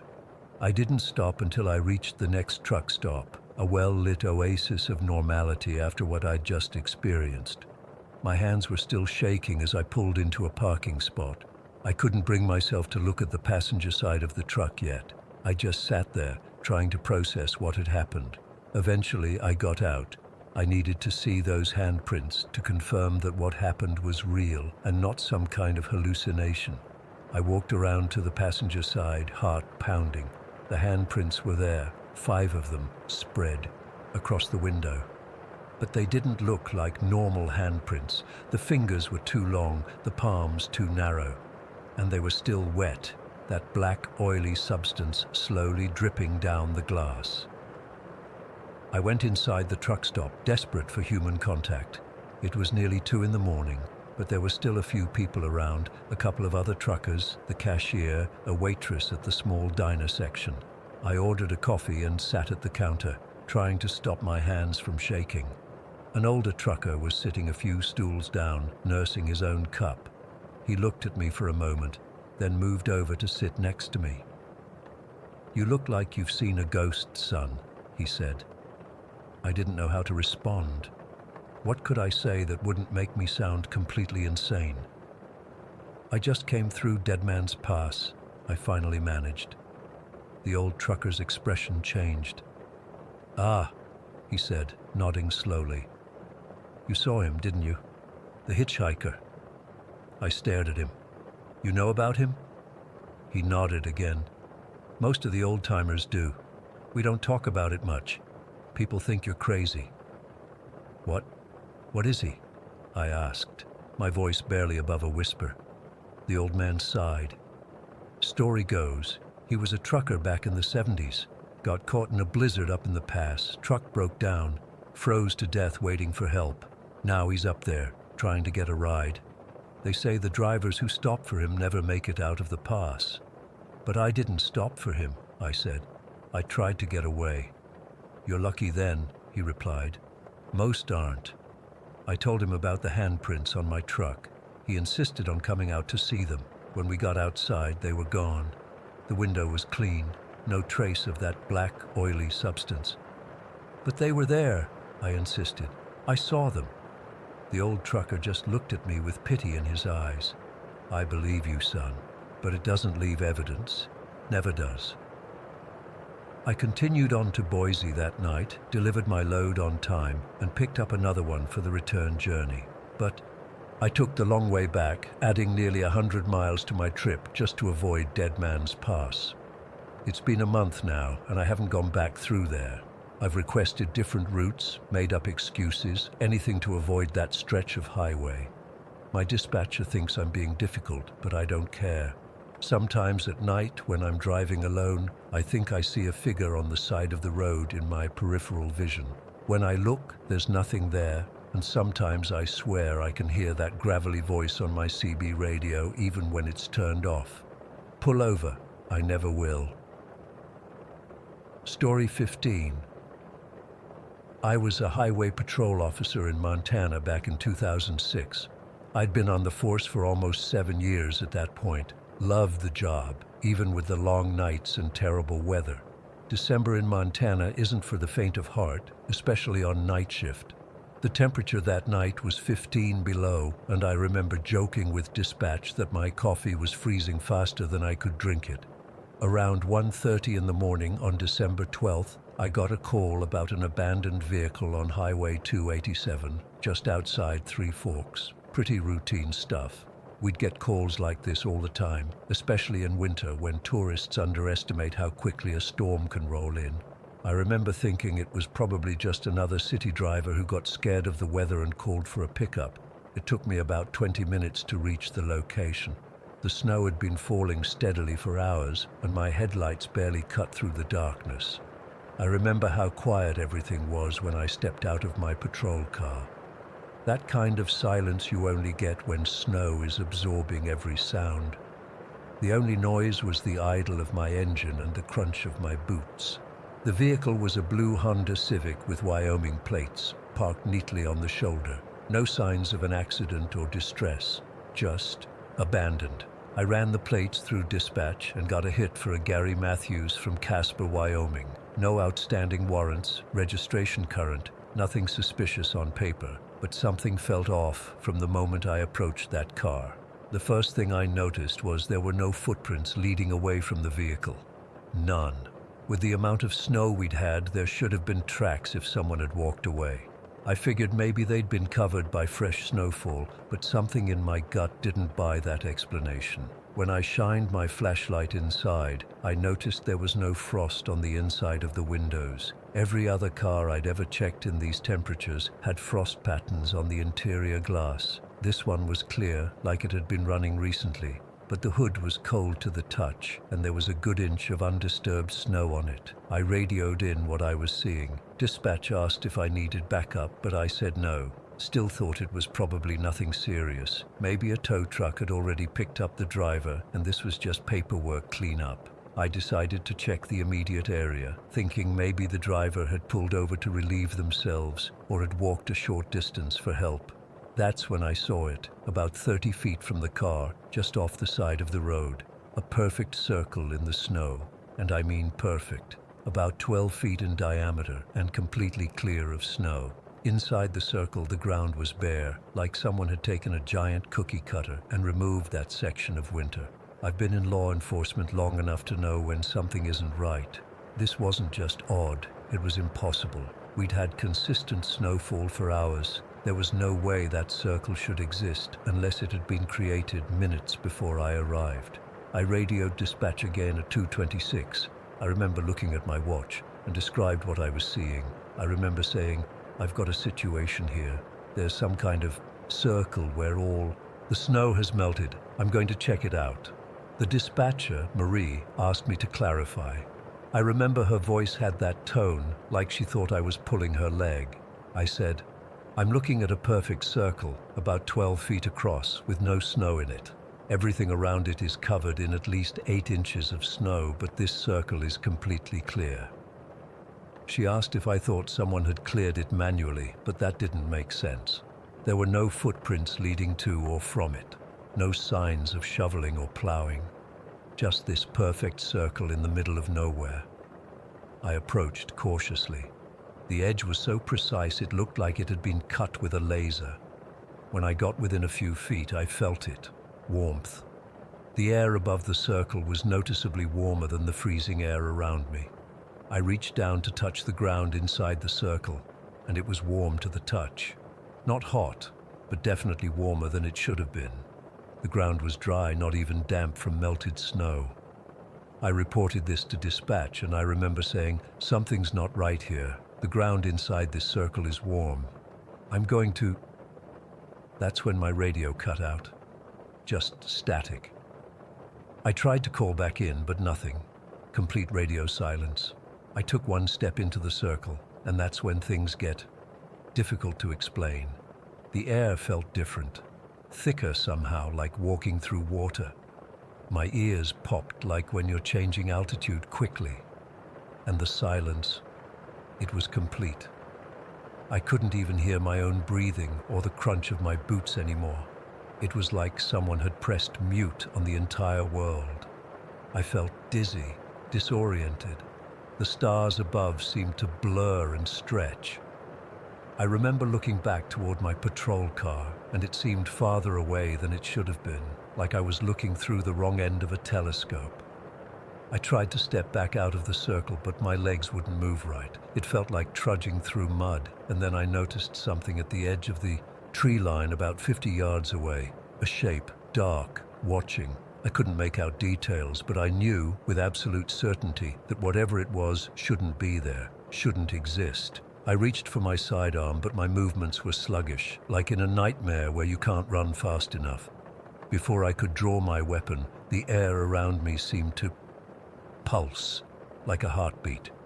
One moment I was standing in that circle, and the next, I was in the woods. Not the same woods near the highway, somewhere else entirely. It was still night, still cold, but there was no snow. The trees were different, taller, older, and I wasn't alone. I could sense movement all around me, shapes shifting between the trees, never quite visible, but always just at the edge of my vision.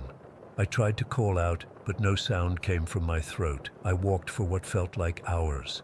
No matter which direction I went, I couldn't find my way out of the woods. My watch had stopped at 2:28, and my radio was dead. My flashlight worked, but the beam seemed to be absorbed by the darkness rather than cutting through it. The temperature kept fluctuating wildly. One minute I'd be sweating, tearing off my jacket, and the next I'd be shivering uncontrollably. It made no sense. I started marking trees with my knife, trying to make sure I wasn't walking in circles, but when I returned to a marked tree, the mark was gone, like it had never been there. At some point, I have no idea how long I'd been walking, I came to a clearing, and in the center of that clearing was another perfect circle, just like the one on the highway, but instead of being clear of snow, this one was clear of vegetation, just bare earth in a perfect circle. Standing at the edge of this new circle, I felt the same warmth, the same strange thickness to the air. Something told me not to step into it, some primal instinct screaming danger. That's when I heard it. A voice, not quite human. It seemed to come from everywhere and nowhere at once, and it said my name. Just my name. James. I spun around, drawing my weapon, but there was nothing there, just trees and shadows. When I turned back, there was something, standing in the circle. It had the general shape of a person, but everything about it was wrong. Too tall, too thin, its proportions all distorted. It didn't move toward me, it just watched. I couldn't see a face, but I could feel its attention like a physical weight. And then it spoke again, but not with words. It was like the thought appeared directly in my mind. You shouldn't be here. I tried to respond, to ask where here was, but before I could, the thing in the circle tilted its head, like it was listening to something I couldn't hear. They're looking for you, it said in my mind, but time moves differently here. I don't know what made me do it, but I looked at my watch again. Still frozen at 2:28. When I looked back up, the figure was gone, and the circle with it, just normal forest floor where it had been. I walked through the night, desperate to find my way out, as dawn broke, or what I thought was dawn, since the light came from all directions at once. I found myself at the edge of the forest, looking out at Highway 287. My patrol car was gone, so was the blue Honda, but there were vehicles everywhere, search vehicles. I recognized the Montana Highway Patrol cars, county sheriff vehicles, even search and rescue trucks. I ran toward them, shouting, waving my arms. Nobody turned, nobody heard me. It was like I was watching a movie, completely detached from the scene playing out before me.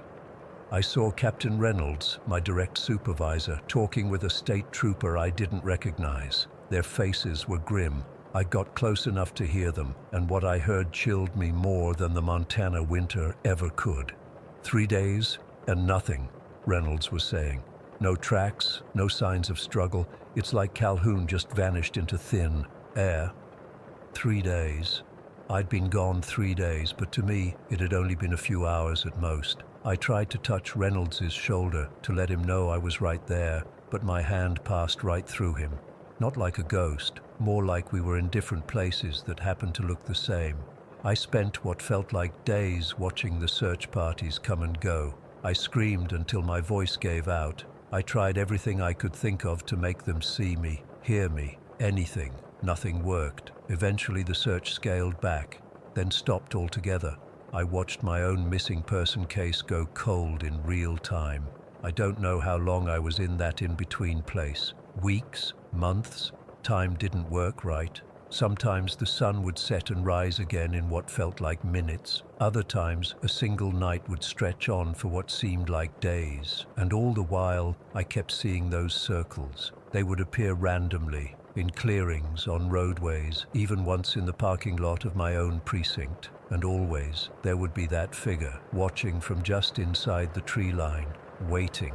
I learned to avoid the circles. Every time I got too close to one, that presence would get stronger, more insistent, like it was trying to pull me in deeper.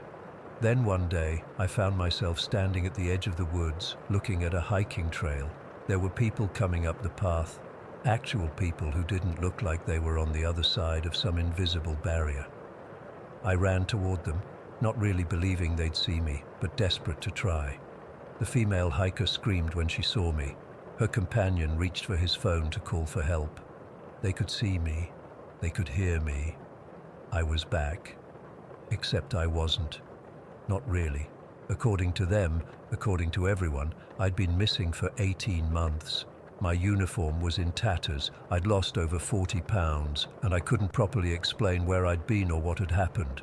The official report says I experienced some kind of psychological break, wandered into the wilderness and somehow survived on my own for a year and a half. They found no evidence of the circles, no explanation for the abandoned car, nothing to corroborate my story. Gary Matthews, the owner of that blue Honda, was eventually found living under a different name in Oregon. He swore he'd sold the car years before my encounter, but couldn't produce any paperwork to prove it. The investigation stalled out. I was placed on medical leave, then eventually given a medical retirement. The department was generous enough, but I could see it in their eyes. They thought I'd cracked under the pressure of the job, made the whole thing up. But I know what I experienced, and I know I'm not the only one. In the years since, I've quietly tracked similar cases. 3 other officers from different jurisdictions have disappeared under nearly identical circumstances, abandoned vehicles, temperature anomalies, and in 2 cases, those perfect circles. The Montana Highway Patrol now has an unofficial protocol. They don't talk about it publicly, but every officer is warned. If you find a perfect circle near an abandoned vehicle, do not approach. Call for backup and maintain your distance. They call them Calhoun circles now. That's my legacy. I still have the dreams, standing in that circle of dry ground, feeling watched. Sometimes I wake up with my sheets soaked in sweat, convinced that if I look out my window, I'll see that figure standing in my yard, in the center of a perfect circle of dead grass. I don't know what happened to me out there. I don't know what those circles are or where they lead. But I know they're real. And I know they're still out there, waiting for someone else to step inside. Story 16. I've been debating whether to share this for weeks now. I'm not usually the type to get spooked easily. I'm 32, I've traveled alone plenty, and I generally consider myself pretty level-headed. But what happened to me 3 weeks ago on Highway 46 between San Antonio and Austin has completely shattered my understanding of reality. I still get cold sweats thinking about it. I work as a regional manager for a retail chain, which means I spend a lot of time driving between locations. That particular day had been brutal. Back-to-back meetings in San Antonio, inventory issues to sort out, and a particularly difficult employee situation that had taken hours to resolve. By the time I finished, it was already past 9 in the evening, and I still had to drive back to Austin where I live. The main interstate was undergoing night construction.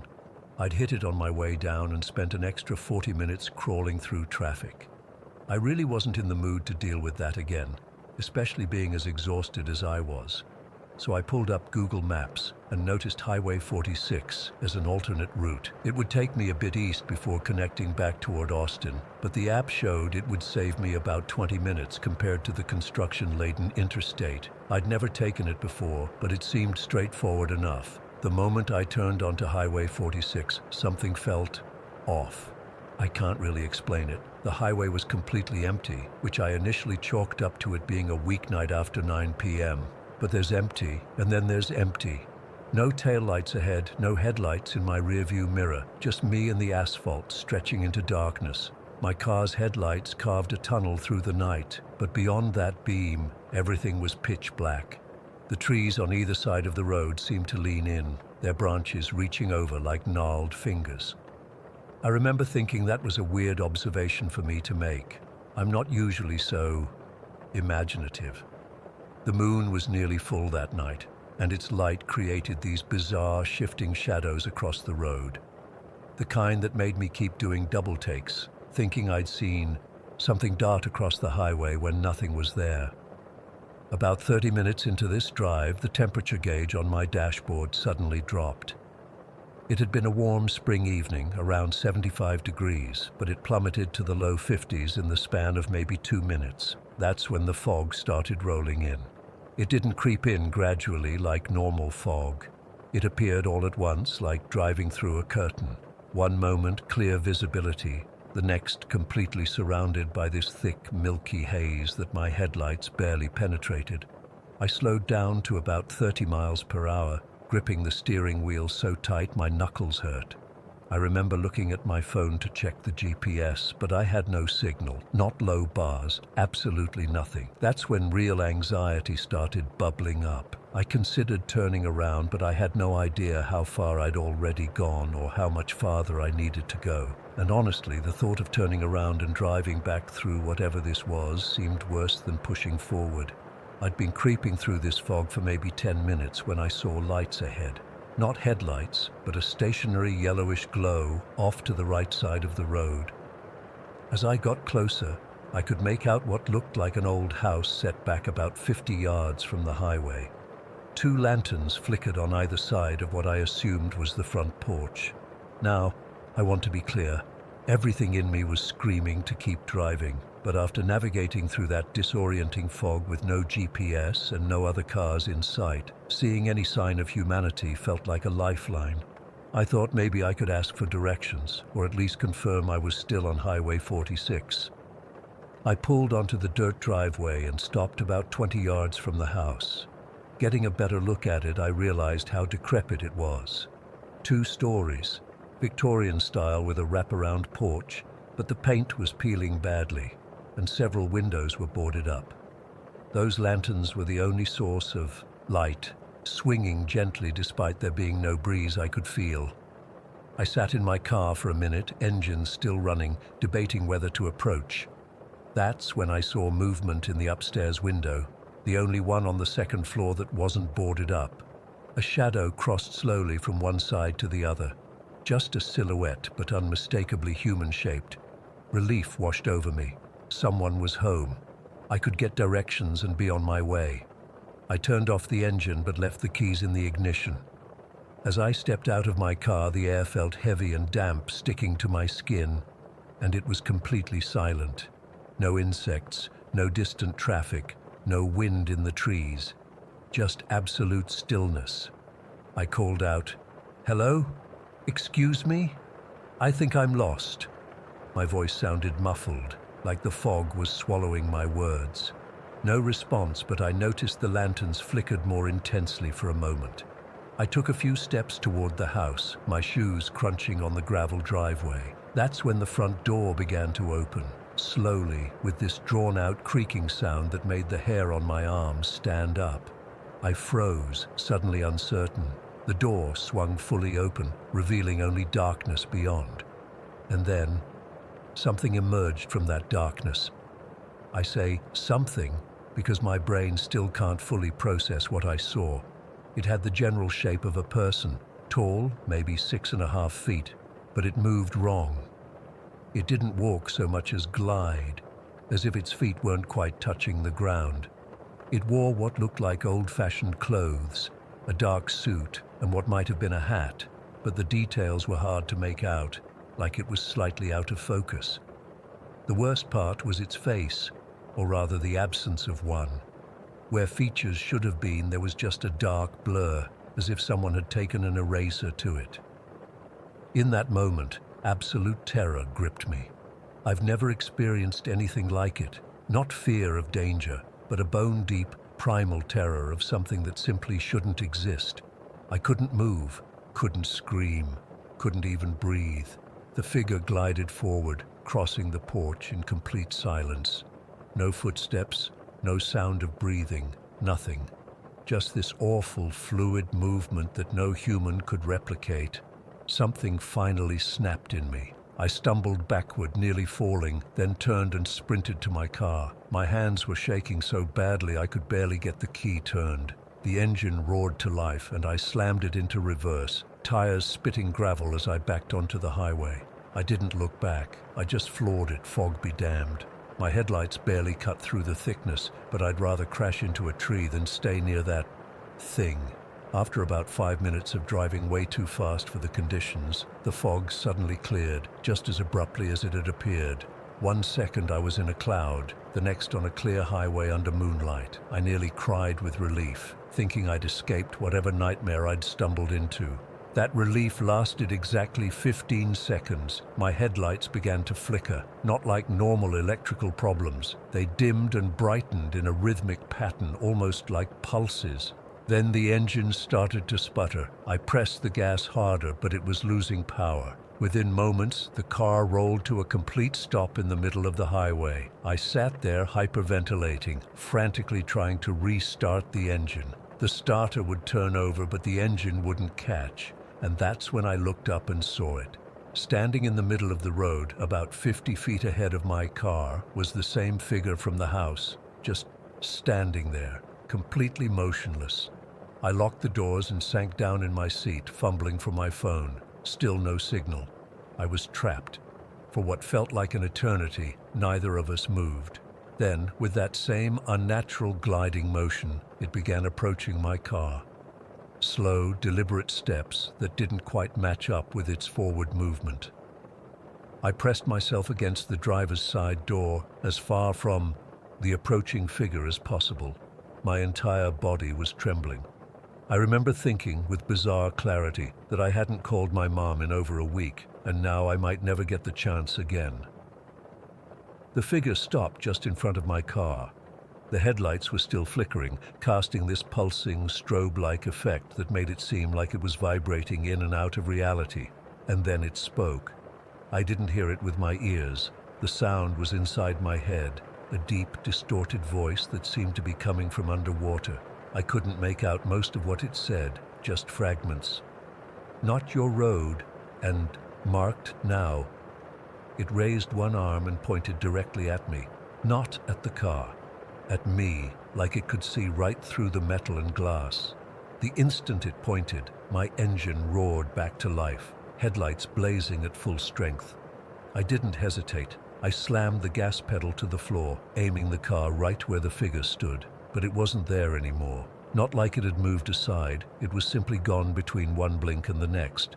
I drove the rest of the way home without stopping once. No bathroom breaks, no gas station, nothing. I just wanted to get as far away from that highway as possible. By the time I pulled into my driveway, the sun was starting to rise. I've spent the last 3 weeks trying to make sense of what happened. I've researched Highway 46, looking for any history of hauntings or strange occurrences. I found a few vague stories about people experiencing lost time or unusual fog, but nothing like what I encountered. I even drove out during daylight to try to find that house again, but there was nothing there, just dense woods on both sides of the highway. The rational part of my brain keeps trying to explain it away. Exhaustion, a waking dream, some kind of hallucination brought on by stress and fatigue. But I know what I saw, I know what I felt. I've changed my routes now. I don't care if it adds an hour to my drive. I will never take Highway 46 again, especially at night. Sometimes I still catch glimpses of something tall and dark in my peripheral vision, only for it to vanish when I turn to look. And sometimes, right as I'm falling asleep, I hear that underwater voice whispering, "Marked now." I don't know what it was or what it wanted. I don't know if I was just in the wrong place at the wrong time or if it specifically chose me for some reason. All I know is that there are things out there, things that exist in the spaces between what we understand and what we don't, and they're watching and waiting for us to stumble into their domain. If you're ever driving between San Antonio and Austin at night, stick to the interstate. No matter how bad the traffic is, it's better than the alternative. And if you do find yourself on Highway 46 and see lights through the fog, keep driving. Don't stop. Don't look.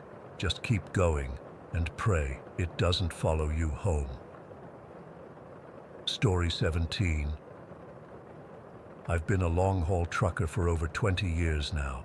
Seen just about everything you can imagine on American highways, wildlife crossing, drunk drivers, nasty wrecks, you name it. But what happened to me last month in Echo Canyon, I still can't explain it. Haven't been sleeping right since. Even writing this now, my hands are shaking. It was supposed to be a routine haul. I was taking a load of produce from Salt Lake City to Denver, a route I've driven at least 100 times before. Echo Canyon is this long stretch of highway that cuts through Utah into Wyoming.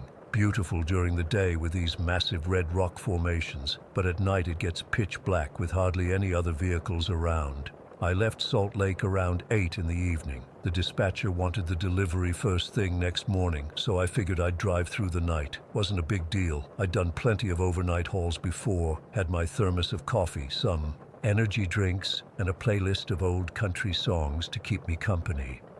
Everything was normal until about 1 in the morning.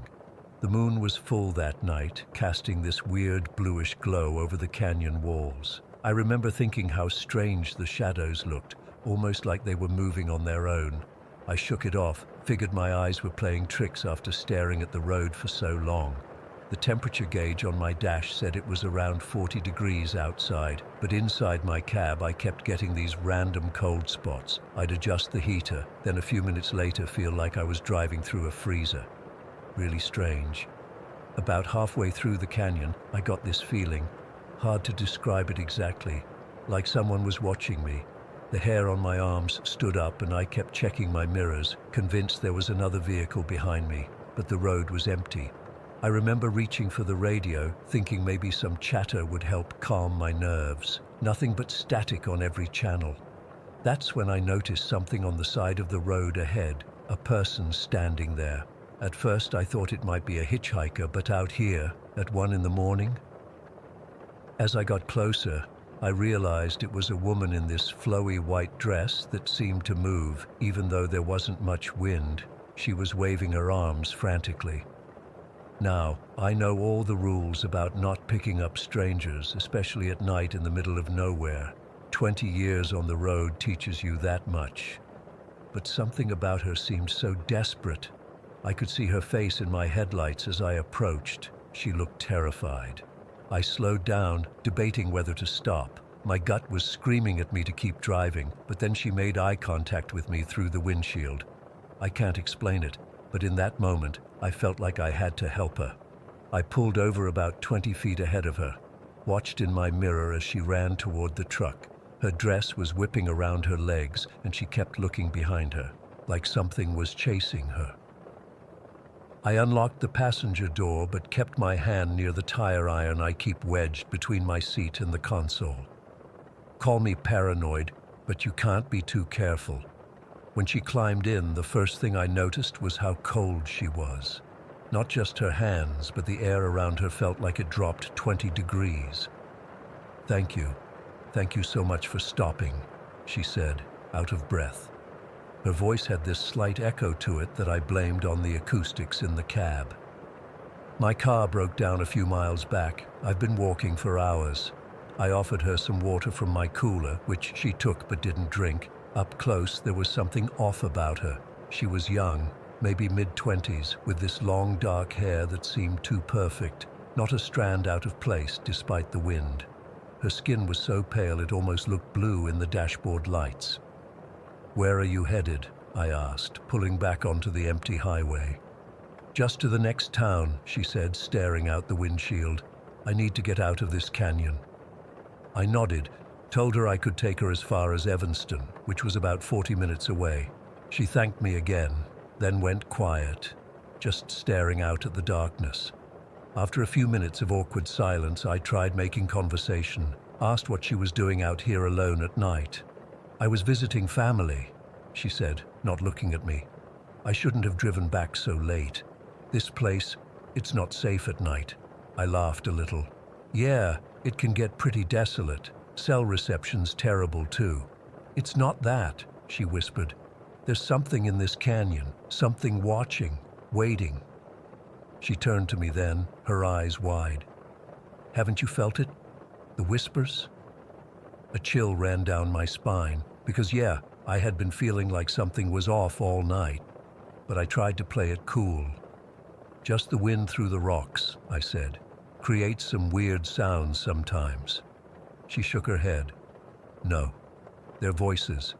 They've been calling my name for miles. Sarah, Sarah, Sarah. She mimicked this creepy whisper. I was starting to wonder if I'd picked up someone with mental health issues, was considering how to handle the situation when I heard it. Joe.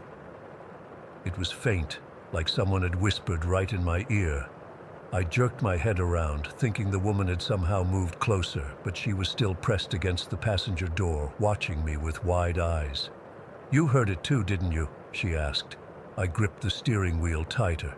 It's nothing, just tired ears after a long drive. But then it came again. Joe. Louder this time, and definitely my name. How the hell would anyone know my name out here? I glanced at the woman. Did you just... It's not me, she cut in. It's them. They know we're here now. The dashboard lights flickered, and my radio suddenly came to life, blasting static so loud it made me jump. I tried to turn it off, but the knob wouldn't budge. The whispers were getting louder now, coming from all around us. Not just my name, but hers too. Joe, Sarah, Joe, Sarah.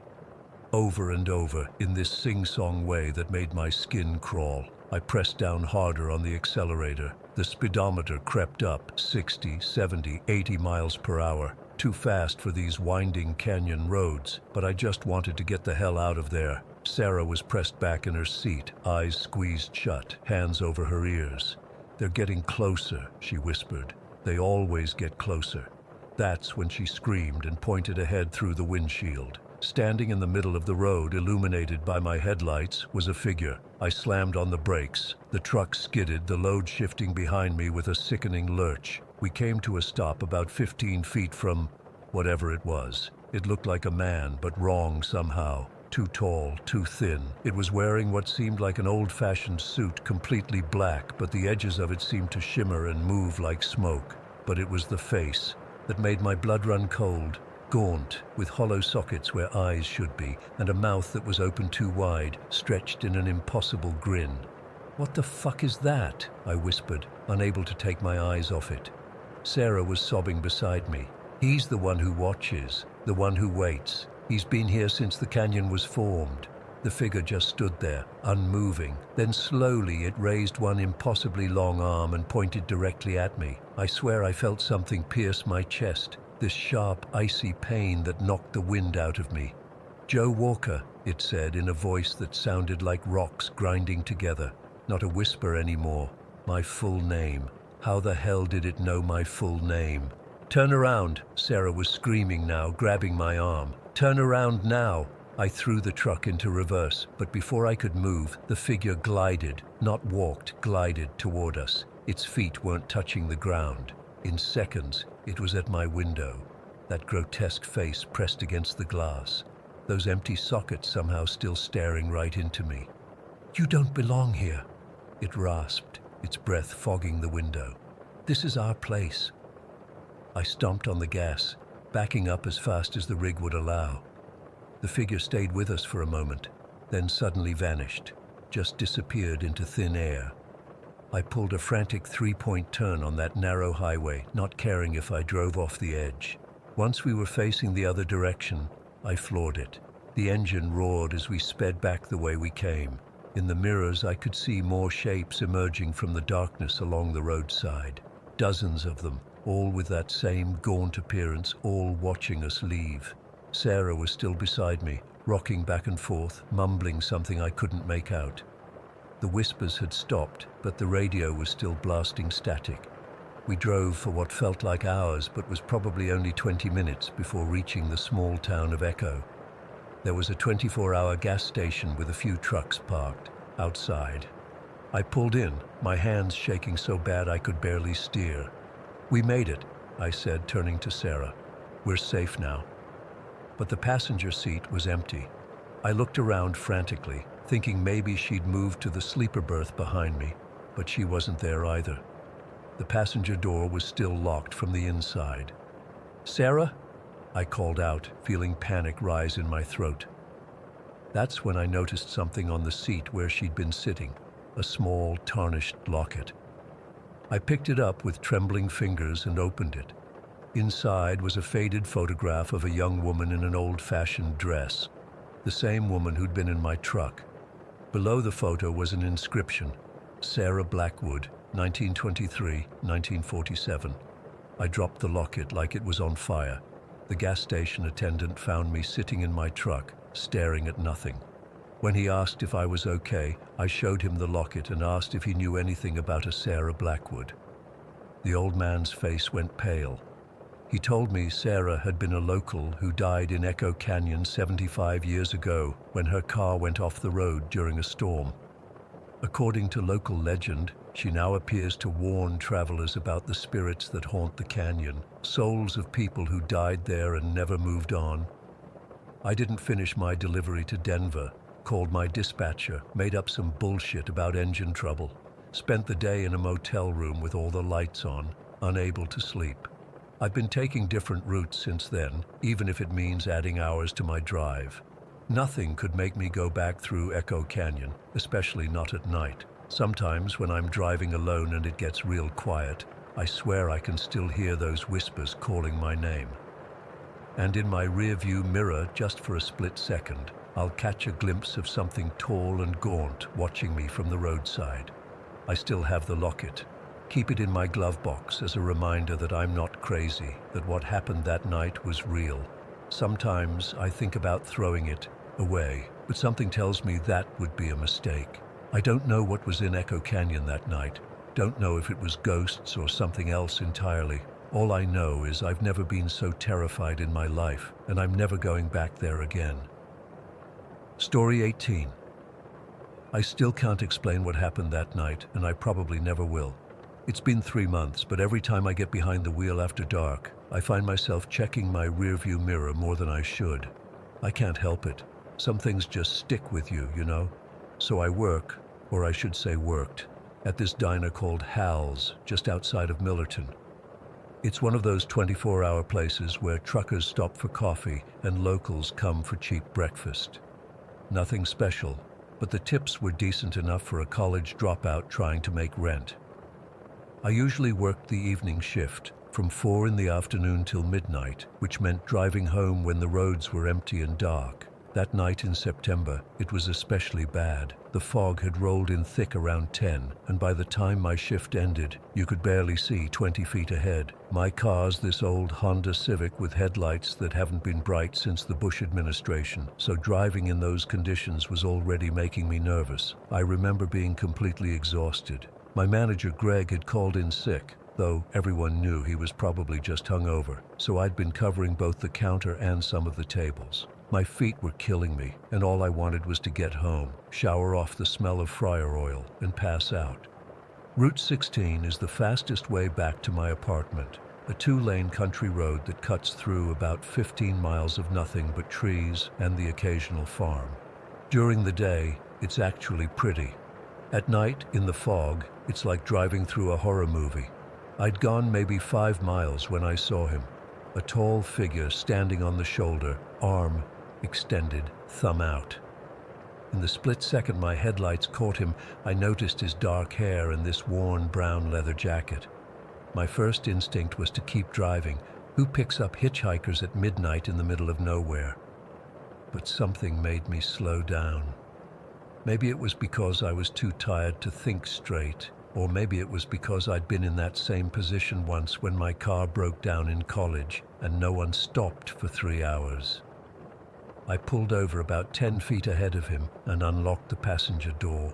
As he walked up, I got a better look at him through my side mirror. Tall guy, probably 6 feet or so, lean build, dark hair cut short, clean shaven. He couldn't have been more than 30.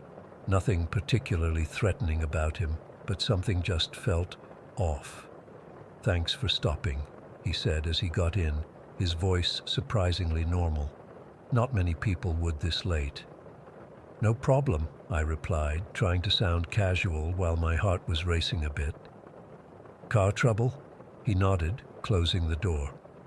"Yeah, broke down about a mile back. Phone's dead too."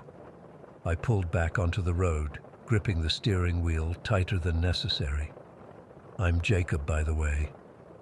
"Daniel," he said, not offering his hand or looking directly at me.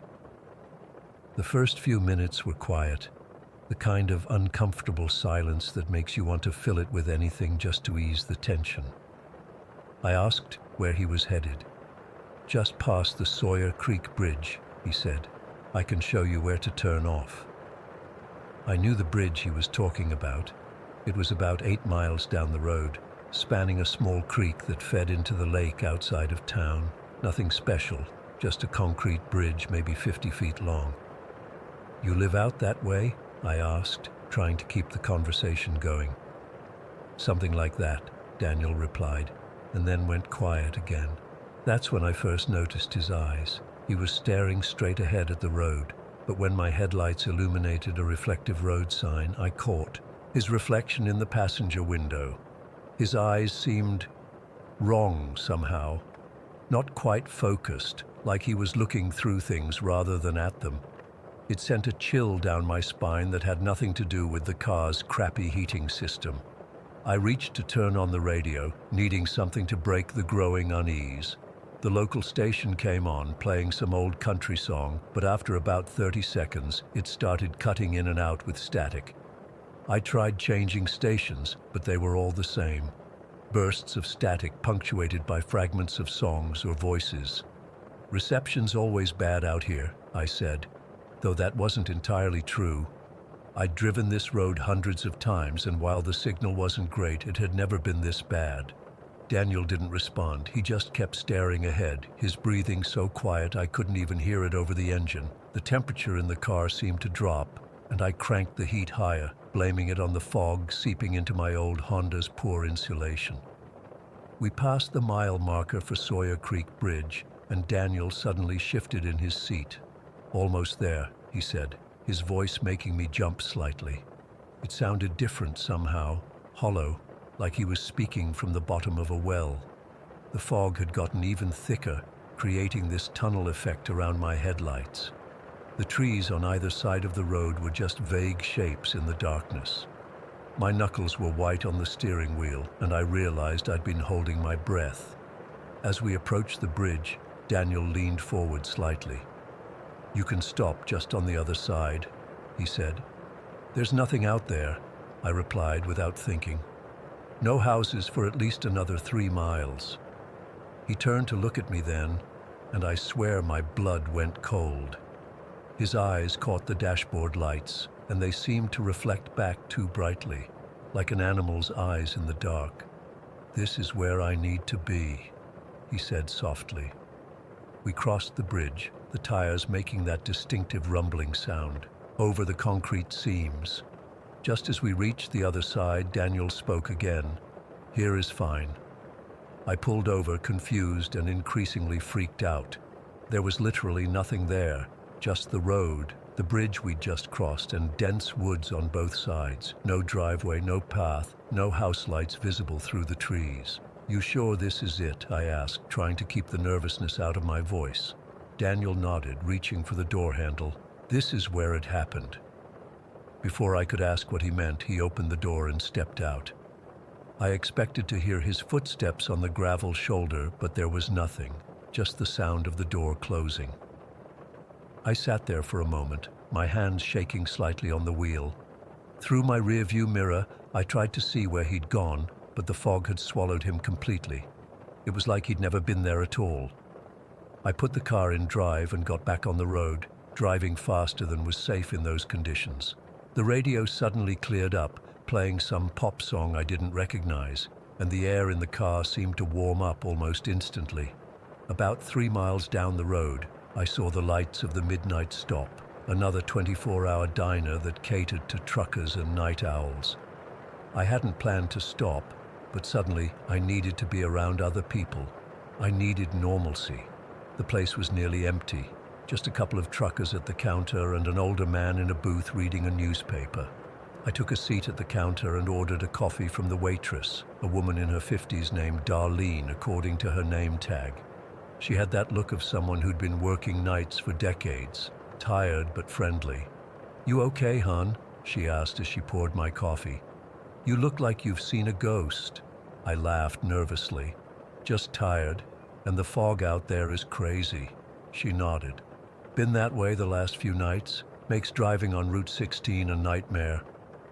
"Yeah," I agreed, taking a sip of the coffee. It was bitter and probably had been sitting there for hours, but I didn't care. I just came from that direction, had to drop someone off by Sawyer Creek Bridge. Darlene's hand paused mid-air as she was putting the coffee pot back. "You picked up someone on Route 16? Tonight?" Something in her tone made my stomach twist. "Yeah, guy named Daniel. Said his car broke down." She set the pot down slowly and leaned on the counter toward me, lowering her voice. "Tall guy? Dark hair? Brown leather jacket?" I felt the hair on my arms stand up. "Yeah. How did you know?" Darlene glanced around the diner, then back at me. "Where exactly did you drop him off?" "Just on the other side of the bridge. There was nothing there, which I thought was weird, but he insisted." She straightened up, crossing her arms. "I don't want to freak you out more than you already are, but you're not the first person to come in here with this story." My coffee suddenly tasted like ash in my mouth. "What do you mean?" "About 5 years ago, there was an accident on that bridge. Young man named Daniel Mercer was walking home late at night. His car had broken down a mile or so back. Semi came around the curve too fast, hit a patch of ice, and..." She made a vague gesture with her hand. "He died right there on the other side of that bridge. They found pieces of a brown leather jacket scattered all over." I felt like I couldn't breathe. That's just a coincidence," I said, but my voice sounded hollow even to me. Darlene shrugged. "Maybe, but every few months, especially when it's foggy, someone comes in here with the same story. They picked up a hitchhiker named Daniel, and he asked to be dropped off at the bridge, and then he just vanishes." "That's not possible," I said, even as my mind raced back to those strange eyes, the radio static, the unnatural cold in my car. "All I know is what people tell me," Darlene replied. "The way they describe it, it's like he's trying to get back to where he died, like he's stuck in some kind of loop." I pushed my coffee away, suddenly feeling sick. "This is crazy. I don't believe in ghosts." "I didn't either," she said simply. "Been working nights for 30 years, heard all kinds of stories. Most are just that, stories. But this one..." She shook her head. "Too many people have seen him. Too many details match up." I paid for my coffee and left in a daze. The drive home was a blur. I kept looking in my rearview mirror, half expecting to see Daniel sitting in my back seat. I cranked the heat and the radio, needing noise and warmth to drown out the thoughts spinning in my head. When I got home, I immediately went online and searched for Daniel Mercer accident Sawyer Creek Bridge. There it was, a local news article from 5 years ago. The details matched exactly what Darlene had told me. There was even a photo, a young man with dark hair and eyes that seemed to look right through the camera, the same eyes that had reflected too brightly in my passenger window. I haven't driven Route 16 at night since then. I even quit my job at Hal's and found work closer to home. Sometimes when it's foggy, I think about Daniel, still waiting on that dark stretch of road, thumb out, eternally trying to get back to the place where his life ended.